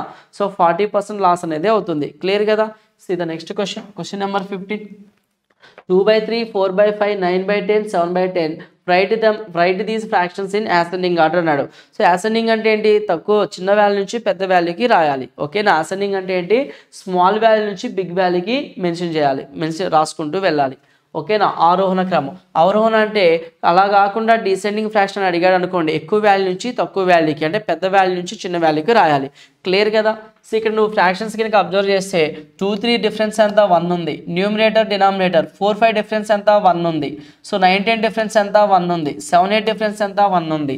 సో న్యూమరేటర్ డినామినేటర్ డిఫరెన్స్ 1 1 ఉంటూ, న్యూమరేటర్ డినామినేటర్ డిఫరెన్స్ 1 1 ఉంటూ, సో న్యూమరేటర్లో చిన్న వాల్యూ డినామినేటర్లో పెద్ద వాల్యూ కనుక ఉంటే ఇటువంటి కాంబినేషన్లో ఏదున్నా సరే, ఇటువంటి కాంబినేషన్లో ఏ ఫ్రాక్షన్ ఉన్నా సరే న్యూమరేటర్ డినామినేటర్ డిఫరెన్స్ 1 ఉంటూ, న్యూమరేటర్లో చిన్న వాల్యూ ఉంటూ డినామినేటర్తో కంపేర్ చేస్తే న్యూమరేటర్లో చిన్న వాల్యూ ఉంది అంటే చిన్న వాల్యూని చిన్న వాల్యూగా తీసుకుంటాం, పెద్ద వాల్యూని పెద్ద వాల్యూగా తీసుకుంటాం. సో అప్పుడు ప్రకారం న్యూమరేటర్లో చిన్న వాల్యూ ఎంత 2 అవుతుంది, నెక్స్ట్ చిన్న వాల్యూ 4 అవుతుంది, నెక్స్ట్ చిన్న వాల్యూ 7 అవుతుంది. సో అన్నిటికంటే పెద్దది 9 అవుతుంది. అంటే న్యూమరేటర్లో 2 4 7 కాంబినేషన్ ఉండాలి. 2 4 7 ఉందా, లేదు. 2 4 7 9 ఈ కాంబినేషన్ ఉంది.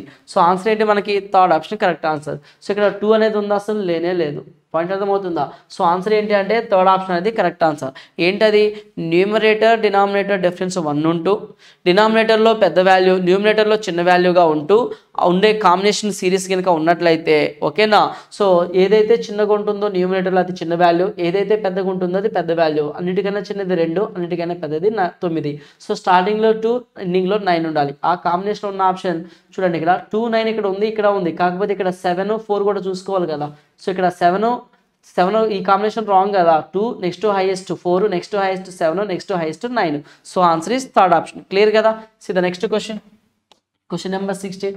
The ratio between arts science seats in college is 3:4. The following year an additional 20% was allocated in arts and 10% seats in science were abolished అన్నాడు, అంటే రిమూవ్ చేశారంట.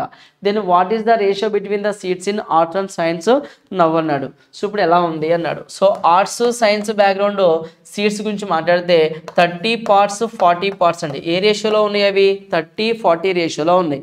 30 40 అంటే 30 parts 40 parts. అలా ఎందుకని తీసుకున్నా నేను 30 40 అని. ఇక్కడ నువ్వు 300 అని తీసుకోవచ్చు, 400 అని తీసుకోవచ్చు.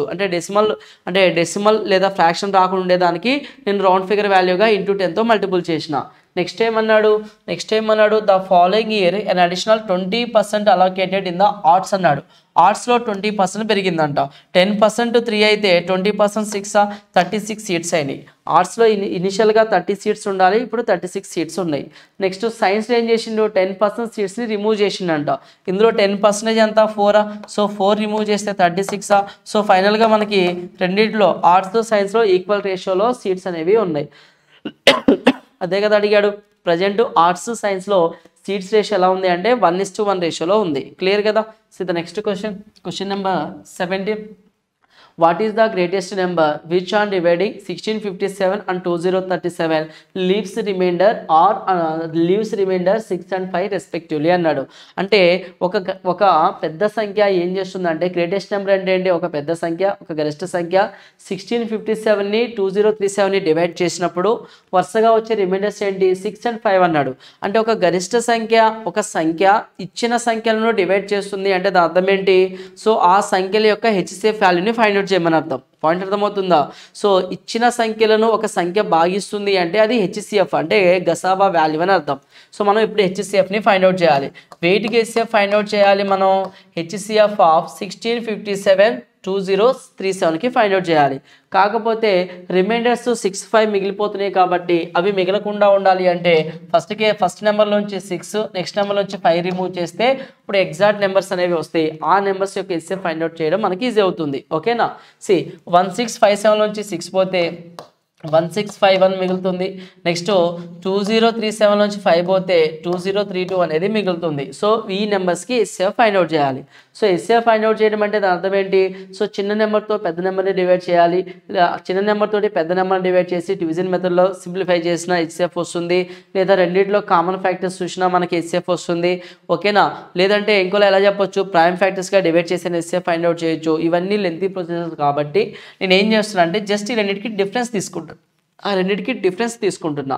సో 2032కి 1651కి డిఫరెన్స్ మనకి ఎంత వస్తుందంటే చూద్దాం.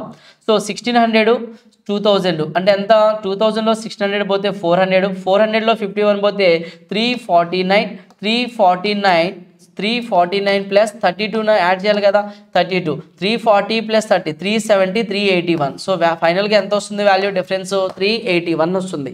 381. సో ఈ డిఫరెన్స్ని ఇచ్చిన ఆప్షన్స్లో ఏ నెంబర్ డివైడ్ చేస్తుందో అదే మన హెచ్సిఎఫ్ అవుతుంది. 381ని 127తో చూద్దామా. సో 12 3s ఎంత 36, 21 మిగిలింది. 7 3s 21 ఎగ్జాక్ట్గా 121తో పోతుంది చూడండి. నెక్స్ట్ 21తో పోదు, 141తో పోవట్లేదు. సో ఈ రెండింటి యొక్క డిఫరెన్స్ అనేది ఇచ్చిన ఆప్షన్స్లో ఏ నెంబర్తో అయితే డివైడ్ అవుతుందో అదే మన హెచ్సిఎఫ్ అవుతుంది. సో అలా పోయేది ఏముంది ఫస్ట్ ఆప్షన్ కాబట్టి మన ఆన్సర్ ఏంటి ఫస్ట్ ఆప్షన్ 127. అంటే ఇచ్చిన సంఖ్యల యొక్క హెచ్సిఎఫ్ ఎంత అంటే 127. క్లియర్ కదా. సీదా next question. A circus tent is shaped like a cone on a cylinder. The diameter of the cylinder is 8 meters. The height of the cone vertex from the ground is 15 meters and the height of the cylinder is 12 meters. The area of the canvas needed to cover the entire tent అన్నాడు. So ఇక్కడ ఒక tent వేసాడంట. ఎలా వేసాడు అంటే so ఒక కోను ఇక్కడ ఒక మనకి సిలిండర్ ఉంది. సిలిండర్ పైన ఒక కోన్ షేప్లో ఒక టెంట్ వేసాడు. సో ఈ కోన్ యొక్క పైభాగం నుంచి సిలిండర్ యొక్క అడుగు భాగానికి గల డిస్టెన్స్ ఎంత ఇచ్చాడు క్వశ్చన్లో 15 మీటర్స్ హైట్ అంటున్నాడు. నెక్స్ట్ ఏమి ఇచ్చాడు అంటే ఇక్కడ సిలిండర్ మీన్స్ స్తూపం కదా, స్తూపం యొక్క వ్యాసం 8 అన్నాడు. అంటే వ్యాసార్థం ఎంత 4 అవుతుందా. సో ఇక్కడ కూడా వ్యాసార్థం 4 అవుతుందా. నెక్స్ట్ ఏమి ఇచ్చాడు, ఇక డేటా ఏమి ఇచ్చాడు, శంకు శీర్షం యొక్క ఎత్తు 15 మీటర్లు అన్నాడు. ఓకే అది అయిపోయింది. స్తూపం హైట్ ఇచ్చాడు. సో దీని యొక్క హైట్ ఎంత ఇచ్చాడు మనకి 12 ఇచ్చాడు. ఇది 12 అయితే ఈ హైట్ ఏమవుతుంది 12 + 3 అవుతుంది. ఇది 3 ఇది 4, ఈ స్లాంట్ ఏమవుతుంది 5 అవుతుందా. 3 4 5 అనేది స్లాంట్ వస్తుంది. పాయింట్ అర్థమవుతుంది కదా. సో 3 4 5 ఇదేమో 12 అన్నాడు, టోటల్ 15. సో 15 నుంచి 12 పోతే 3 సరిపోయింది కదా క్లియర్గా. సో ఇప్పుడు మనకి ఏం కావాలి, సో ఆ టెంట్ని ఫామ్ చేయడానికి మనకు కావాల్సినటువంటి మొత్తం ఎంత క్లాత్ అనేది అవసరం అవుతుంది. మొత్తం గుడారానికి కప్పుడుకు అవసరమయ్యే వస్త్రం యొక్క వైశాల్యం అన్నాడు. సో వస్త్రం యొక్క వైశాల్యం అంటే ఏమని తీసుకుంటాం πrs. సో దీని యొక్క సర్ఫేస్ ఏరియా సిలిండర్ యొక్క సర్ఫేస్ ఏరియా తీసుకుంటాం, అలాగే ఈ కోన్ యొక్క సర్ఫేస్ ఏరియాని ఫైండ్ అవుట్ చేయాలి. సిలిండర్ సర్ఫేస్ ఏరియా ఏమని చెప్పొచ్చు మనం? సో 144 అన్నిట్లో కామన్గా పై ఉంటుందండి. 144 పై, 116 పై, 96 పై, అలాగే 64 పై అనేది ఉంటుంది. ఓకేనా? సిలిండర్ యొక్క సర్ఫేస్ ఏరియా ఎంత? 2πRh. 2πr అంటే ఎంత? 4. హైట్ అంటే ఎంత? 12 అవుతుంది. Plus πrs. పై r అంటే ఎంత? మనకి రేడియస్ 4 కదా. స్లాంట్ అంటే ఎంత? 5 అవుతుంది. So 4 2s are 8, 12 8s are ఎంత? 96. ఇక్కడ ఎంత వచ్చింది మనకి? 96 పై వస్తుంది. సో 4 5s are ఎంత? 20 పై వస్తుంది. 96 ప్లస్ 20 అంటే ఎంత? 116. 116 పై. ఇచ్చిన ఆప్షన్లో 116 పై ఎక్కడ ఉంది మనకి? సెకండ్ ఆప్షన్లో ఉంది. So answer is second option. Clear కదా? సిదా next question number 19. 2 divided by 2 plus 2 divided by 2 plus 2 divided by 2 plus 2 divided by 3 ఇలా కాంబినేషన్ ఉంది. సో అయితే మనకి ఇచ్చిన ఆప్షన్స్లో ఏ ఆన్సర్ కరెక్ట్ అవుతుంది అంటున్నాడు. సో బార్న్మాస్ ప్రయారిటీ ప్రకారం చూస్తే ఫస్ట్ ఇది సింప్లిఫై చేద్దాం. ఎంత వస్తుంది మనకి? 2 plus 2/3 2/3 అంటే 3 LCM 3 2s are 6, 6 plus 2 ఎంత? 8/3. సో 8/3 ఈ వాల్యూ ఎంత వచ్చింది నీకు? 8/3 వచ్చిందా? 8/3 అనేది వస్తుంది. సో ఇప్పుడు 8/3 చూడండి, ఇక్కడ ఈ లోపల 8/3. సో ఇది ఏముంది? 2 divided by 8/3 so 2 divided by అంటే 2 into 3/8 వస్తుంది. 2 1s are 2 4s are 3/4 మిగిలింది. సో ఇప్పుడు 2 ఉంది కదా ఇక్కడ, 2 plus 3/4 ఎల్సిఎం ఇక్కడ 2 ప్లస్ ఈ వాల్యూ నీకు ఏంటి? 3/4 కదా. ఎల్సిఎం 4 అవుతుంది. 4 2s are 8. 8 plus 3 ఎంత? 11/4. సో 11/4 2 divided by 11/4 అంటే 2 divided by 11/4 అంటే సో 2 into 4/11 అనేది వస్తుంది. 2 into 4/11 అనేది వస్తుంది. 2 into ఇక్కడ చూడండి, ఇక్కడ 2 divided by 11/4 అంటే దీన్ని రివర్స్ చేస్తే 11/4 కాస్త 4/11. సో నెక్స్ట్ ఇక్కడ ఏముంది మనకి? 2 ఉంది కదా, 2 ప్లస్ ఉంది.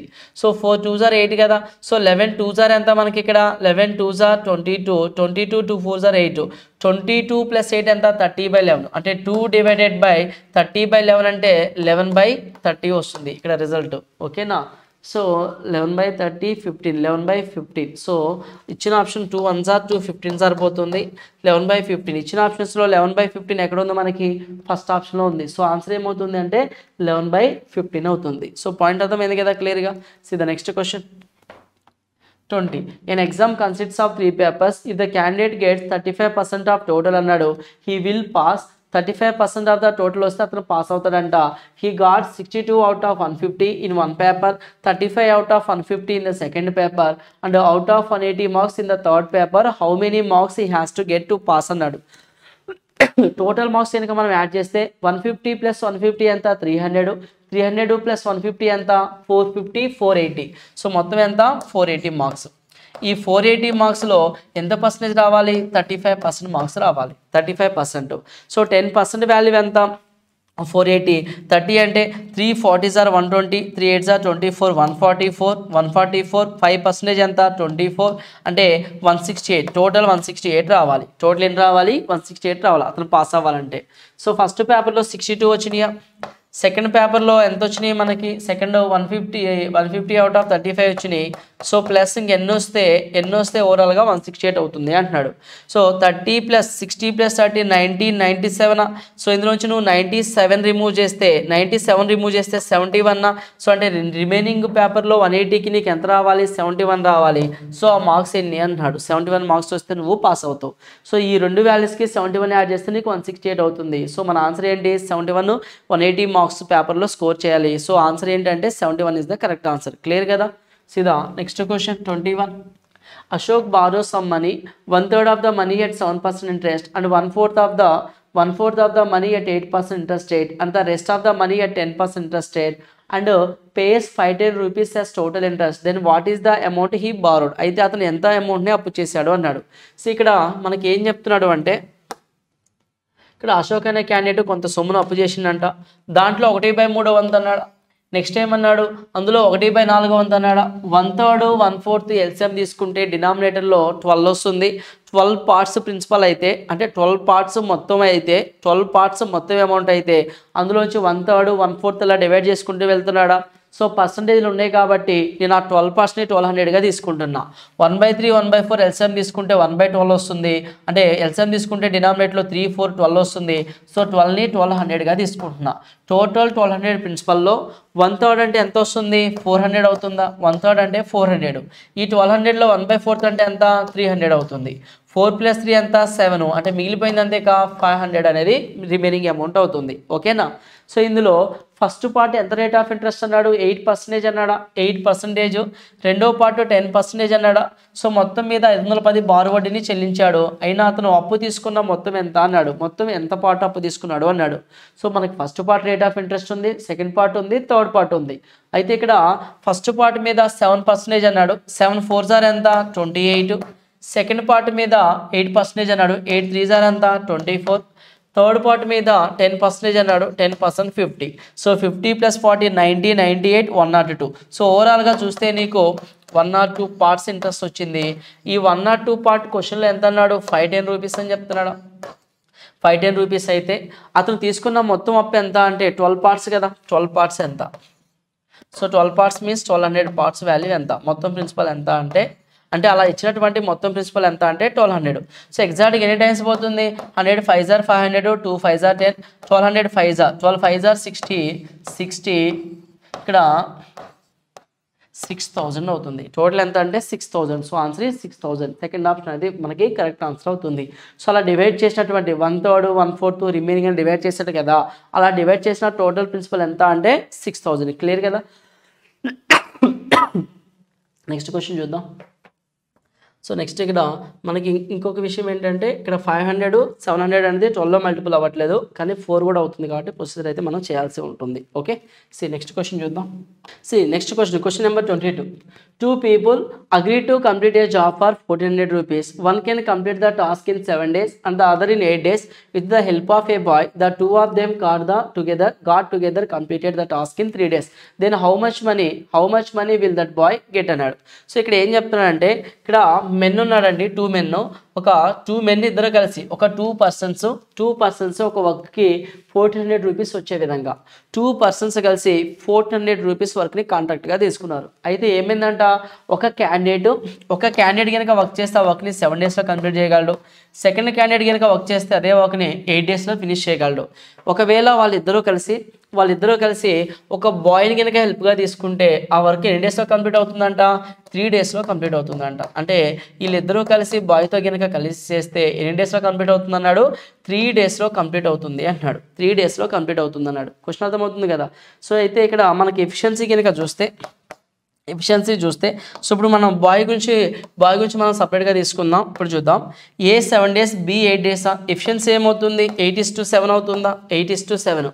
సో ఇక్కడ time into efficiency total work 7 8 జార్ ఎంత? 56 అనేది టోటల్ వర్క్. ఓకేనా? సో ఇక్కడ ఏ ఎఫిషియన్సీ ఏమో 8 ఉంది, బి ఎఫిషియన్సీ ఏమో 7 ఉంది. ఇద్దరు కలిసి చేసే వరకు 56.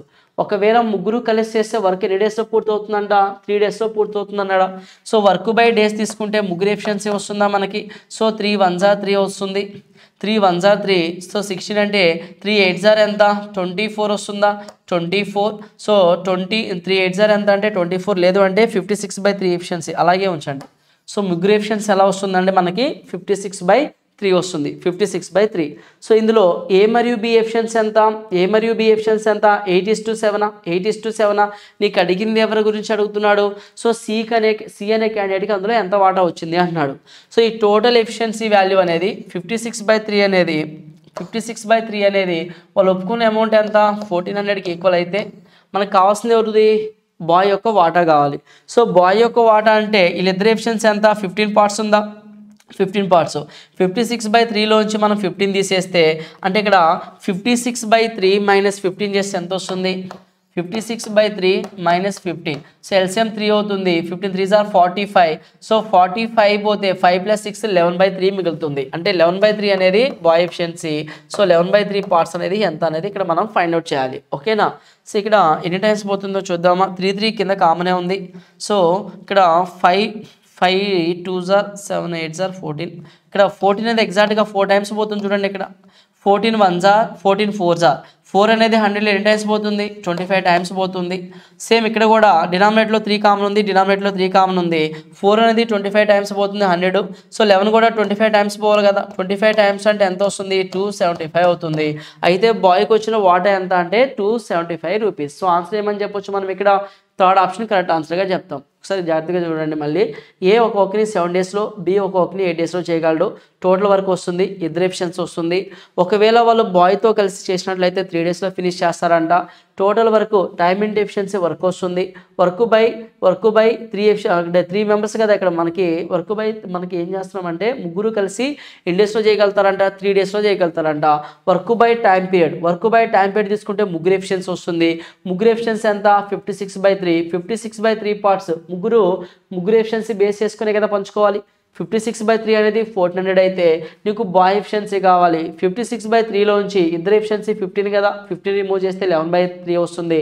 56 అనేది ఎన్ టైమ్స్ పోతుంది, 11 అనేది ఎన్ టైమ్స్ పోతుంది. 11/3 అనేది అదే మన ఆన్సర్ వస్తుంది, బాయ్ యొక్క వాటాగా వస్తుంది. ఓకేనా.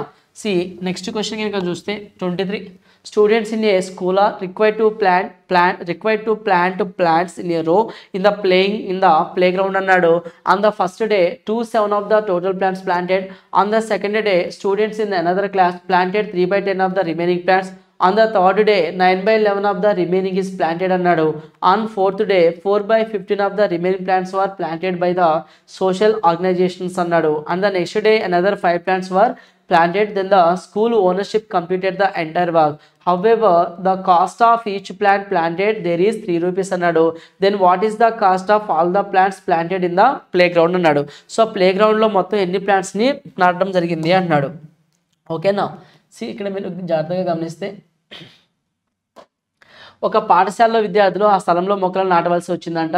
సో మనకి ఫస్ట్ చివరిలో చూడండి ఇక్కడ చివరి లాస్ట్ పాయింట్ చూద్దామా. తర్వాత రోజు మరో 5 మొక్కలు నాటి పాఠశాల యాజమాన్యం మొత్తం పని పూర్తి చేసింది. అంటే లాస్ట్ మిగిలిపోయిన వర్క్ ఎంత, లాస్ట్లో మిగిలిపోయిన ప్లాంట్స్ ఎన్ని ఉన్నాయి 5 ప్లాంట్స్ ఉన్నాయి. లాస్ట్లో మిగిలిపోయిన ప్లాంట్స్ ఎన్ని ఉన్నాయి 5 ప్లాంట్స్ ఉన్నాయి. అయితే మనకి ఒక్కో మొక్కని నాటడానికి ఎంత ఖర్చు అయింది అన్నాడు 3 రూపీస్ ఖర్చు అయింది అన్నాడు. ఒక్కో మొక్క నాటడానికి ఎంత ఖర్చు అయిందంట 3 రూపీస్ ఖర్చు అయిందంట. సో నేను ఇక్కడ లాస్ట్ ఎన్ని ప్లాంట్స్ మిగిలిపోయినాయి ఆ ప్లాంట్స్ తీసుకుంటున్నా, లాస్ట్ పార్ట్ తీసుకుంటున్నా, అలాగే ఒక్కో మొక్క నాటడానికి ఎంత ఖర్చు అయిందో ఆ ఖర్చు తీసుకుంటున్నా. సో దీని బేస్ మీద టోటల్ ప్లాంట్స్ వస్తే ఒక ప్లాంట్కి 3 రూపీస్. సో టోటల్ ప్లాంట్స్ కాబట్టి ప్లాంట్స్ ఇంటూ 3 తీసుకుంటే మనకు కావాల్సిన రిక్వైర్డ్ ఆన్సర్ అనేది వస్తుంది. ఓకేనా. సో ఇచ్చిన ఆప్షన్స్ కొంచెం మీరు అబ్జర్వ్ చేస్తే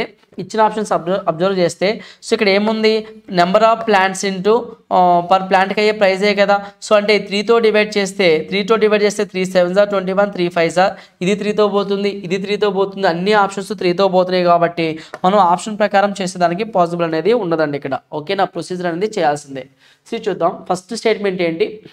మొదటి రోజు మొత్తం మొక్కలలో 2/5వ వంతు నాటారంట. టోటల్ 2/7 అంటే 7 అనేది ఏమవుతుంది టోటల్ ప్లాంట్స్ అవుతుందా. సో టోటల్ సో ప్రజెంట్ నాటినవి ప్లాంట్ చేసినవి, టీ అంటే టోటల్, పి అంటే ఎన్ని ప్లాంట్ చేశారు అంటే ఎన్ని నాటారు అన్నాడు. ఎన్ని నాటారు ఫస్ట్ ఏమో టోటల్ ప్లాంట్స్ తీసుకుంటున్నా, నెక్స్ట్ ఏమో రిమైనింగ్ అంటే ఎన్ని నాటుతున్నారు లేదా మిగిలిపోయినాయి అని కూడా తీసుకోవచ్చండి మనం. సో నేను రిమైనింగ్ అని తీసుకుంటున్నా, ప్లాంట్ చేసినవి కాకుండా మిగిలిపోయినవి తీసుకుంటున్నా. 2/7 ప్లాన్ చేశారంట. ఏ రోజున అది ఫస్ట్ డే అన్నాడు. ఫస్ట్ డే ఎన్ని ప్లాన్ చేశారంట 2/7. అంటే దాని అర్థం ఏంటంటే టోటల్ 7లో 2 నాటారంట. టోటల్ 7లో 2 నాటారంటే మిగిలిపోయిన రిమైనింగ్ ఎన్ని ఉన్నాయి 5 మిగిలిపోయి ఉన్నాయి. క్లియర్ కదా. ఎందుకు రిమైనింగ్ తీసుకుంటున్నా చూడండి.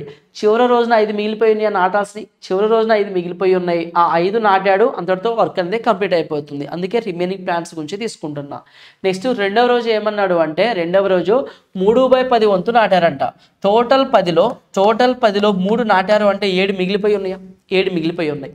నెక్స్ట్ మూడవ రోజు మిగిలిన మొక్కల్లో 9/11 వంతు నాటారంట. అంటే మొదటి రోజు రెండో రోజు అయిపోయింది. మూడో రోజు ఏమన్నాడు 9/11 వంతు. అంటే 11 వాటిల్లో 11లో 9 నాటారు అంటే ఇంకెన్ని మిగిలిపోయినాయి మనకి 2 మిగిలిపోయి ఉన్నాయి. క్లియర్ కదా. నెక్స్ట్ ఏమన్నాడు 4వ రోజు ఇంకా మిగిలిన మొక్కల్లో 4/15 వంతు అన్నాడు. సో ఇక్కడ మనకి సరిపోవట్లేదు, ఇక్కడ రాస్తున్నా చూడండి. సో టోటల్ రిమైనింగ్ మిగిలిపోయినాయి. ఫస్ట్ డే ఎలా ఉందో చూడండి. 7లో 2 నాటాడు అంటే 5 మిగిలిపోయింది. నెక్స్ట్ రెండో రోజున 10లో 3 నాటాడు 7 మిగిలిపోయి ఉంది 7 మిగిలిపోయి ఉంది ఇంకా నాటాల్సి. మూడో రోజు 9/11 అన్నాడు 11లో 9 నాటేశాడు అంటే 2 మిగిలిపోయి ఉంది. నెక్స్ట్ నాలుగో రోజు కనుక చూస్తే 4/50 టోటల్ 15లో మనకి 15 ఉన్నాయి కదా 15లో 4 నాటాడు అంటే ఇంకెంత మిగిలిపోయి ఉన్నాయి మనకి 11 మిగిలిపోయి ఉన్నాయి. ఇలా 4 డేస్ అయిపోయింది.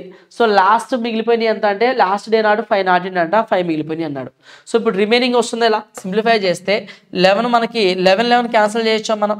నెక్స్ట్ 2 5s are 10 క్యాన్సిల్ అయిపోతుందా. సో 7 క్యాన్సిల్ అయిపోతుందా. సో ఫైనల్గా నీకు ఏ రేషియో వచ్చింది 15:1 రేషియో వచ్చిందా.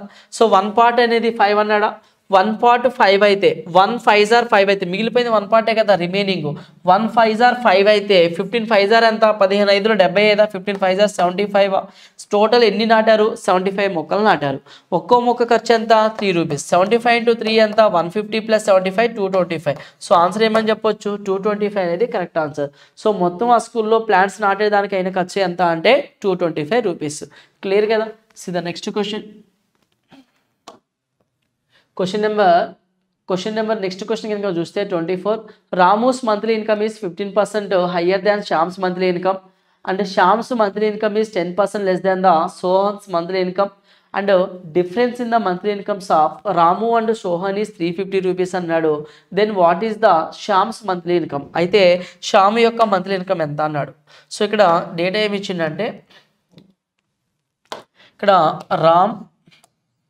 Ram next second candidate Shyam అంటున్నాడు రామ్ శ్యామ్ సోహన్ ముగ్గురు అండి. మొత్తం ఇక్కడ ఎంతమంది ఉన్నారు మొత్తం 3 members ఉన్నారు. రామ్ శ్యామ్ సోహన్. ఇక్కడ ఏమన్నాడంటే రామ్ యొక్క నెలసరి ఆదాయం శ్యామ్ యొక్క నెలసరి ఆదాయం కంటే 15% ఎక్కువ. సో శ్యామ్ కన్నా 15% ఎక్కువ అంటే ఇక్కడ 115 తీసుకుందాం. ఇక్కడ శ్యామ్దేమో 100 partsగా తీసుకుందాం. శ్యామ్ యొక్క నెలసరి ఆదాయం సోహన్ యొక్క నెలసరి ఆదాయం కంటే 10% తక్కువ అంట. సో శ్యామ్ది సోహన్ కన్నా 10% తక్కువ అన్నాడు కాబట్టి సో కామన్ పాయింట్ ఎవరు శ్యామ్ కాబట్టి సోహన్ 100 అయితే ఇతని కన్నా ఇతను 10% తక్కువ అంటే 90. సో ఇతని కన్నా ఇతను 15% ఎక్కువ కదా.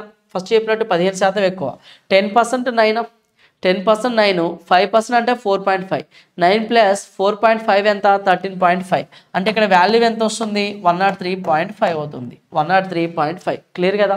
సో ఇక్కడ చూస్తే మనం రామ్ మరియు సోహన్ల నెలసరి ఆదాయంలో తేడా రామ్ మరియు సోహన్ల యొక్క నెలసరి ఆదాయంలో తేడా ఎంత ఉంది ఇక్కడ 100 103.5 3.5 ఉందా. సో 3.5 parts అనేది క్వశ్చన్ ఎంత అన్నాడు 350 రూపీస్ అంటున్నాడు. అయితే శ్యామ్ యొక్క నెలసరి ఆదాయం ఎంత శ్యామ్ యొక్క నెలసరి ఆదాయం 90 parts కదా ఉంది 90 parts ఎంత. సో ఇక్కడ ఇంటూ 10 చేస్తే 35 అనేది 35 అవుతుంది. ఇంటూ 100 చేస్తే ఎగ్జాక్ట్గా 350 times పోతుంది. ఇక్కడ కూడా మనం ఇంటూ 100 చేస్తే ఎన్ని టైమ్స్ ఎంత వస్తుంది వాల్యూ. సో శ్యామ్ యొక్క నెలసరి ఆదాయం ఎంత అంటే 9000 వస్తుంది. సో ఆన్సర్ ఏంటి మనకి ఇక్కడ ఫస్ట్ ఆప్షన్ అనేది కరెక్ట్ ఆన్సర్ అవుతుంది. క్లియర్ కదా. సో ద నెక్స్ట్ క్వశ్చన్ కనుక చూస్తే in the given figure ABCD is a square with AB is equal to 15 centimeters and OY parallel to BC. ఇక్కడ మనకి OY అనేది BCకి ప్యారలల్గా ఉంటుంది. OY అనేది OY ప్యారలల్ టు BC. ఎస్ OY అనేది BCకి ప్యారలల్గా ఉంటుంది. తెలుగులో చూద్దాం. Parallel to BC X and Y being the midpoints of BC and AB respectively. What is the ratio of area of triangle AOY and triangle COX. AOY COX యొక్క areas ratio అనేది ఎలా ఉంది అంటాడు. సి తెలుగులో కనుక చూస్తే ఈ క్వశ్చన్ని కనిపిస్తుంది కదా. సి చూద్దాం. ఇక్కడ మనకి ఏమన్నాడంటే ABCD అనేది ఒక స్క్వేర్ అన్నాడు. స్క్వేర్ యొక్క సైడ్ ఎంత ఉంది 15 centimeters అన్నాడు. నెక్స్ట్ ఏమన్నాడంటే OY ప్యారలల్ టు BC అన్నాడు. X అండ్ Y వరుసగా BC AB యొక్క మధ్య బిందువులు అంట. X అనేది మధ్య బిందువు Y అనేది మధ్య బిందువు. సో 15లో ఇది మిడ్ పాయింట్ అంటే ఇది ఏమవుతుంది ఇది 7.5 ఇది ఎంత 7.5 అప్పుడు ఇది కూడా 7.5 అవుతుంది. ఓకేనా. సో నెక్స్ట్ ఏమని చెప్తున్నాడంటే BC మరియు AB యొక్క మధ్య బిందువులు అన్నాడు. ట్రయాంగిల్ AOY మరియు ట్రయాంగిల్ COY వైశాల్యం. ట్రయాంగిల్ AOY ఇప్పుడు ఈ ఏరియా ఉంది కదా ఈ ఏరియా అడుగుతున్నాడు. అలాగే ట్రయాంగిల్ CO ఇక్కడ COX ఏరియా అంతా ఈ ట్రయాంగిల్ ఏరియా అంతా అంటున్నాడు. ఇక్కడ నువ్వు కొంచెం అబ్జర్వ్ చేయండి. సో ఇక్కడ ఇదొక ట్రయాంగిల్, ఇదొక ట్రయాంగిల్, ఇదొక ట్రయాంగిల్. ఈ ట్రయాంగిల్లో నేను బేస్గా దీన్ని తీసుకుంటున్నా, దీన్ని బేస్గా తీసుకుంటున్నా. ఇదేమవుతుందా, హైట్ అవుతుందా, హైట్ అవుతుందా. సో ఇప్పుడు ఏం చేస్తున్నా అంటే ఈ ట్రయాంగిల్ ఏరియా కనుక చూస్తే హాఫ్ బేస్గా నేను దేని తీసుకున్నా, ఈ వాల్యూని తీసుకుంటున్నా.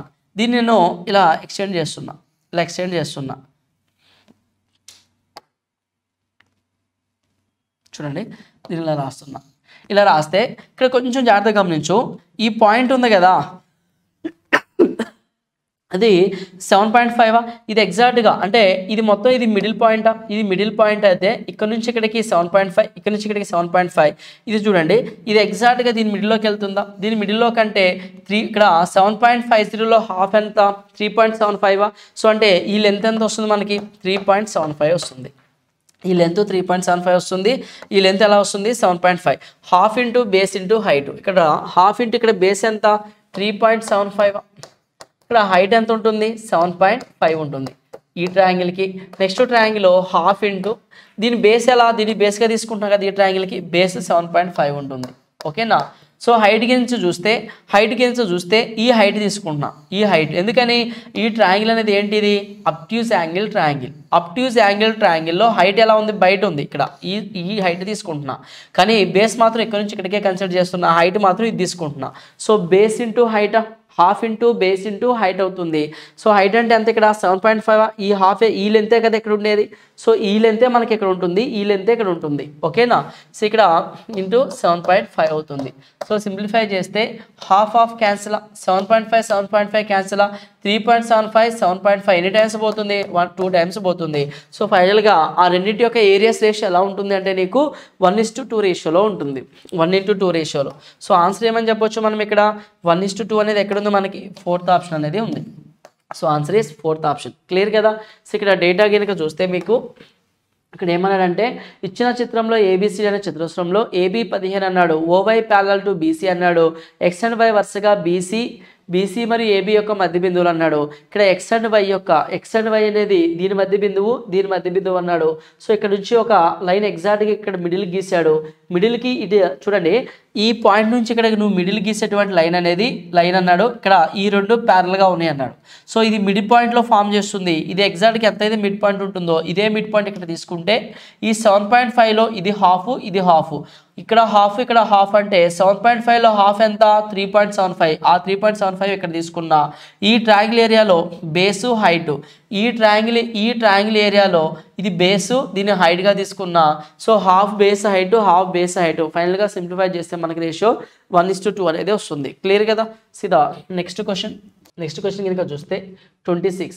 In a jar contains 3 parts water, 5 parts syrup. If any quantity of liquid is removed from the vessel and filled with water in its place, then will get half water, half of syrup in the resulting mixture అంటున్నాడు. So ఇక్కడ మనకి ఏం చెప్తున్నాడంటే ఒక జార్లో 3 parts water ఉందంట. Water ఏమో 3 parts ఉందన్నాడు, syrup వచ్చేసరికి 5 parts ఉందన్నాడు. వాటర్ సిరప్ ఈ రేషియోలో ఉంది, 3 parts 5 parts. నెక్స్ట్ ఏమన్నాడు if any quantity of liquid is removed, అంటే ఈ క్వాంటిటీలో దీంట్లో ఈ వాటర్ అయినా అంటే వాటర్ అండ్ సిరప్ ఉంది కదా 3:5 రేషియోలో, ఇందులో నుంచి 2 లీటర్స్ తిని 5 లీటర్స్ తిని 4 లీటర్స్ తిని ఎనీ క్వాంటిటీ ఆఫ్ లిక్విడ్ అంటే అర్థం ఏంటంటే ఇందులో నుంచి నువ్వు ఎన్ని లీటర్స్ అయితే రిమూవ్ చేస్తావో అన్నే లీటర్స్ ఏం కలుపుతున్నాడంట, అన్నే లీటర్స్ రీప్లేస్డ్ విత్ వాటర్ అన్నాడు, ఫిల్డ్ విత్ వాటర్తో కలుపుతున్నాం అంట. అంటే ఆ మిక్చర్లోంచి నేను ఒక 20 లీటర్స్ రిమూవ్ చేసిన, 20 లీటర్స్ వాటర్ యాడ్ చేయాలి. ఆ మిక్చర్లోంచి నేను 10 లీటర్స్ రిమూవ్ చేసిన, అంటే 10 లీటర్స్ వాటర్ని యాడ్ చేయాలి. 15 లీటర్స్ రిమూవ్ చేసిన, అంటే నేను 15 లీటర్స్ వాటర్ని యాడ్ చేయాలి. ఓకేనా. సో ఎన్ని లీటర్స్ అయితే నువ్వు రిమూవ్ చేస్తున్నావో అన్నే లీటర్స్ వాటర్ని యాడ్ చేయాలి. Then will get half water half syrup అన్నాడు. హాఫ్ వాటర్ హాఫ్ సిరప్ అంటే ఈ రెండు ఏ రేషియోలో ఉంటాయి, ఈక్వల్ రేషియోలో 1:1లో ఉన్నాయంట. ఎప్పుడది ఇందులోంచి కొంత లిక్విడ్ తీసేసి అందులో వాటర్ కలిపినప్పుడు ఈక్వల్ ఉన్నాయి అంటున్నాడు. సో అంటే ఇందులోంచి నువ్వు కొంత క్వాంటిటీ రిమూవ్ చేసిన తర్వాత కూడా నీకు రేషియో 3:5 ఉంటుంది. సో నువ్వు వాటర్ని యాడ్ చేస్తున్నావు తర్వాత, అంటే సిరప్లో ఎటువంటి చేంజ్ ఉండకూడదు కదా, సిరప్ 5 ఉండాలి. ఇక్కడ 1 ఉంది, 5 ఉండాలంటే జస్ట్ నువ్వు 5తో మల్టిపుల్ చేస్తే సరిపోతుందా.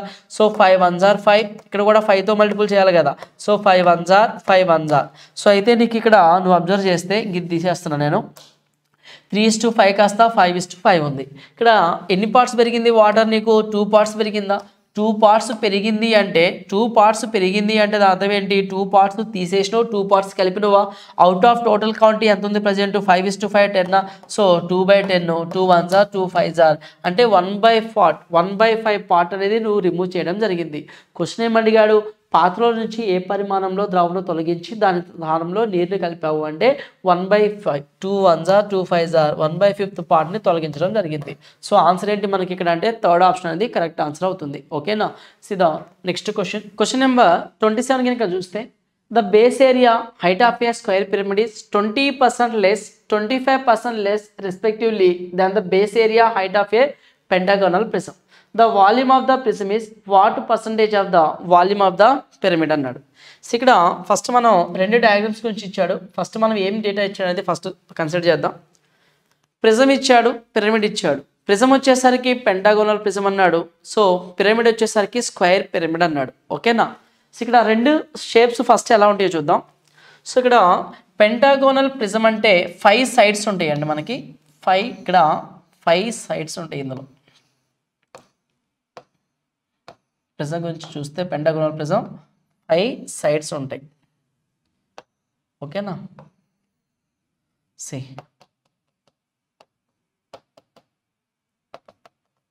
ఇది హైట్. సో ఇది పెంటాగోనల్ ప్రిజం. మొత్తం ఎన్ని సైడ్స్ ఉన్నాయి చూడండి ఇక్కడ 1 2 3 4 5. సో ఇక్కడ చూడండి ఇది ఒక సైడ్, ఇది ఒక సైడ్. ఓకేనా? 1 2 3 4 5 సైడ్స్. సో ఇక్కడ ప్రిజం అంటే మీనింగ్ ఏంటంటే ప్రిజం అంటే అసలు ఏంటి? ఎగ్జాక్ట్ డెఫినేషన్ బాటమ్ ఏ షేప్ అయితే ఉంటుందో టాప్ కూడా అదే షేప్ ఉంటాయి. బాటమ్ ఏ షేప్ అయితే ఉంటుందో టాప్ కూడా అదే షేప్ ఉంటే దాన్ని ప్రిజం అంటాం. సో ఈ ప్రిజం యొక్క వాల్యూమ్ ఏమొస్తుందంటే మనకి బేస్ ఏరియా ఎంత ఉంటే అంత ఇంటూ హైట్ వస్తుంది. Base area into height. So దీన్ని ఏమని చెప్తాం? హైట్ ఆఫ్ ద ప్రిజం అని చెప్తాం. సో బేస్ ఏరియా అంటే ఏమొస్తుంది? ఇక్కడ ఏది ఉంటే అదండి బేస్ ఏరియా. అంటే ఇక్కడ పెంటాగోనల్ షేప్లో ఉంది కదా, ఈ షేప్లో ఎంత ఏరియా అయితే ఆక్యుపై అవుతుందో దాన్ని బేస్ ఏరియా అంటాం. సో భూవైశాల్యం ఇంటూ ఎత్తుగా చెప్తాం. క్లియర్ కదా? సో నెక్స్ట్ స్క్వేర్ పిరమిడ్ కనుక చూస్తే, స్క్వేర్ పిరమిడ్ కనుక చూస్తే ఇలా ఉంటుందండి. స్క్వేర్ పిరమిడ్ మీకు ఆల్రెడీ ఐడియా ఉంటుంది. సో ఇది హైట్గా చెప్తాం దీన్ని. ఇది స్క్వేర్ పిరమిడ్. సో దీని వాల్యూమ్ కనుక చూస్తే దీని వాల్యూమ్ మనకి ఏమవుతుందంటే 1/3 బేస్ ఏరియా ఇంటూ హైట్. అంటే 1/3 వంతు భూవైశాల్యం ఇంటూ ఎత్తు అనేది. సో ఇది మనకి స్క్వేర్ పిరమిడ్కి సంబంధించినటువంటి ఇన్ఫర్మేషన్. క్లియర్ కదా? సో ఇప్పుడు డేటా ఏమి ఇచ్చిందంటే చతురస్రాకార పిరమిడ్ యొక్క భూవైశాల్యం అంటే భూవైశాల్యం ఇది ఉంది కదా. సో ఈ భూవైశాల్యం కింద ఉన్నటువంటి ఈ భూవైశాల్యం మరియు దాని యొక్క ఎత్తు అన్నాడు కదా. సో ఎత్తు అంటే ఇక్కడ ఈ మిడిల్ పాయింట్ నుంచి ఇదిగో పాయింట్ అడిగిసినాం కదండి, ఈ డాట్స్ ఇది హైట్ అవుతుంది, ఇది హైట్ అవుతుంది, ఇది ఏరియా అవుతుంది. చతురస్రాకార పిరమిడ్ యొక్క భూవైశాల్యం మరియు దాని ఎత్తు వరుసగా పంచభుజి అంటే పటకం యొక్క భూవైశాల్యం మరియు ఎత్తు కంటే 20% తక్కువ మరియు 20% తక్కువ అన్నాడు. భూవైశాల్యం ఏమో దానికన్నా 20% తక్కువ అంట. హైట్ వచ్చేసరికి ఈ హైట్ కన్నా ఎంత తక్కువ అంట? హైట్ 20% తక్కువ అంట. దేనికి? పిరమిడ్కి. అంటే దేని పిరమిడ్ అది? స్క్వేర్ పిరమిడ్కి, చతురస్రాకార పిరమిడ్కి. క్లియర్ కదా? క్వశ్చన్ ఏం అడిగాడు? అప్పుడు పటకం యొక్క ఘనపరిమాణం పిరమిడ్ ఘనపరిమాణంలో దేనిది? పిరమిడ్ ఘనపరిమాణంలో పటకం అంటే ఆ ఘనపరిమాణం పటకం యొక్క ఘనపరిమాణం ఎంత అంటే డినామినేటర్లో పిరమిడ్ యొక్క ఘనపరిమాణం తీసుకుంటాం. సో పిరమిడ్ యొక్క ఘనపరిమాణం ఎంత ఉంది? 1/3 బేస్ ఏరియా ఇంటూ హైట్ తీసుకుంటాం. సో న్యూమినేటర్లో అంటే పటకం యొక్క ఘనపరిమాణం ఎంత? 1 బేస్ ఏరియా ఇంటూ హైట్ తీసుకుంటాం. సో ఎంత పర్సెంటేజ్ అన్నాడు కాబట్టి ఇంటూ 100 తీసుకుంటాం. క్లియర్ కదా? సో ఇక్కడ మనకి సో ఇప్పుడు ఫస్ట్ ఏరియా అంతా 20% తక్కువ అన్నాడు. సో ఇక్కడ బేస్ ఏరియా దానికన్నా 20% తక్కువ. 20% ఎలా రాస్తాం? 1/5గా రాస్తామా? 1/5 టోటల్ 5 పార్ట్స్ అంటే ఇక్కడ 5 పార్ట్స్ పిరమిడ్ యొక్క బేస్ ఏరియా అయితే ఇది 1 తక్కువ అంటే ఇది 4 పార్ట్స్. సో ఇక్కడ బేస్ ఏరియా ఏమో 5 అయితే ఇక్కడ పిరమిడ్ యొక్క బేస్ ఏరియా ఏమవుతుంది? 1 తక్కువ అంటే 20% తక్కువ అంటే 4. నెక్స్ట్ హైట్ తీసుకోవాలి కదా. హైట్లో 25% తక్కువ కదా దేనికన్నా? ప్రిజం కన్నా. అందులో 25% అంటే ఫ్రాక్షన్ 1/4. ఇది 4 పార్ట్స్ హైట్ ఉంటే 1 పార్ట్ తక్కువ అంటే ఇక్కడ 3 పార్ట్స్ అవుతుంది. ఓకేనా? సో ఇప్పుడు మీరు సింప్లిఫై చేస్తే ఇది ఏమవుతుందంటే సో ప్రిజం యొక్క వాల్యూమ్, ఇది ఏమవుతుందంటే పిరమిడ్ యొక్క వాల్యూమ్. పిరమిడ్ వాల్యూమ్లో ప్రిజం వాల్యూమ్ ఎంత పర్సంటేజ్ అదే మనకి క్వశ్చన్లు అడిగాడు. క్లియర్ కదా? సో ఇక్కడ 3 క్యాన్సిల్ అయిపోతుంది, 4 క్యాన్సిల్ అయిపోతుంది. 5 × 100 ఎంత? 500%. ఆన్సర్ ఏంటి ఇక్కడ? ఫస్ట్ ఆప్షన్ అనేది మనకి కరెక్ట్ ఆన్సర్ అవుతుంది. క్లియర్ కదా.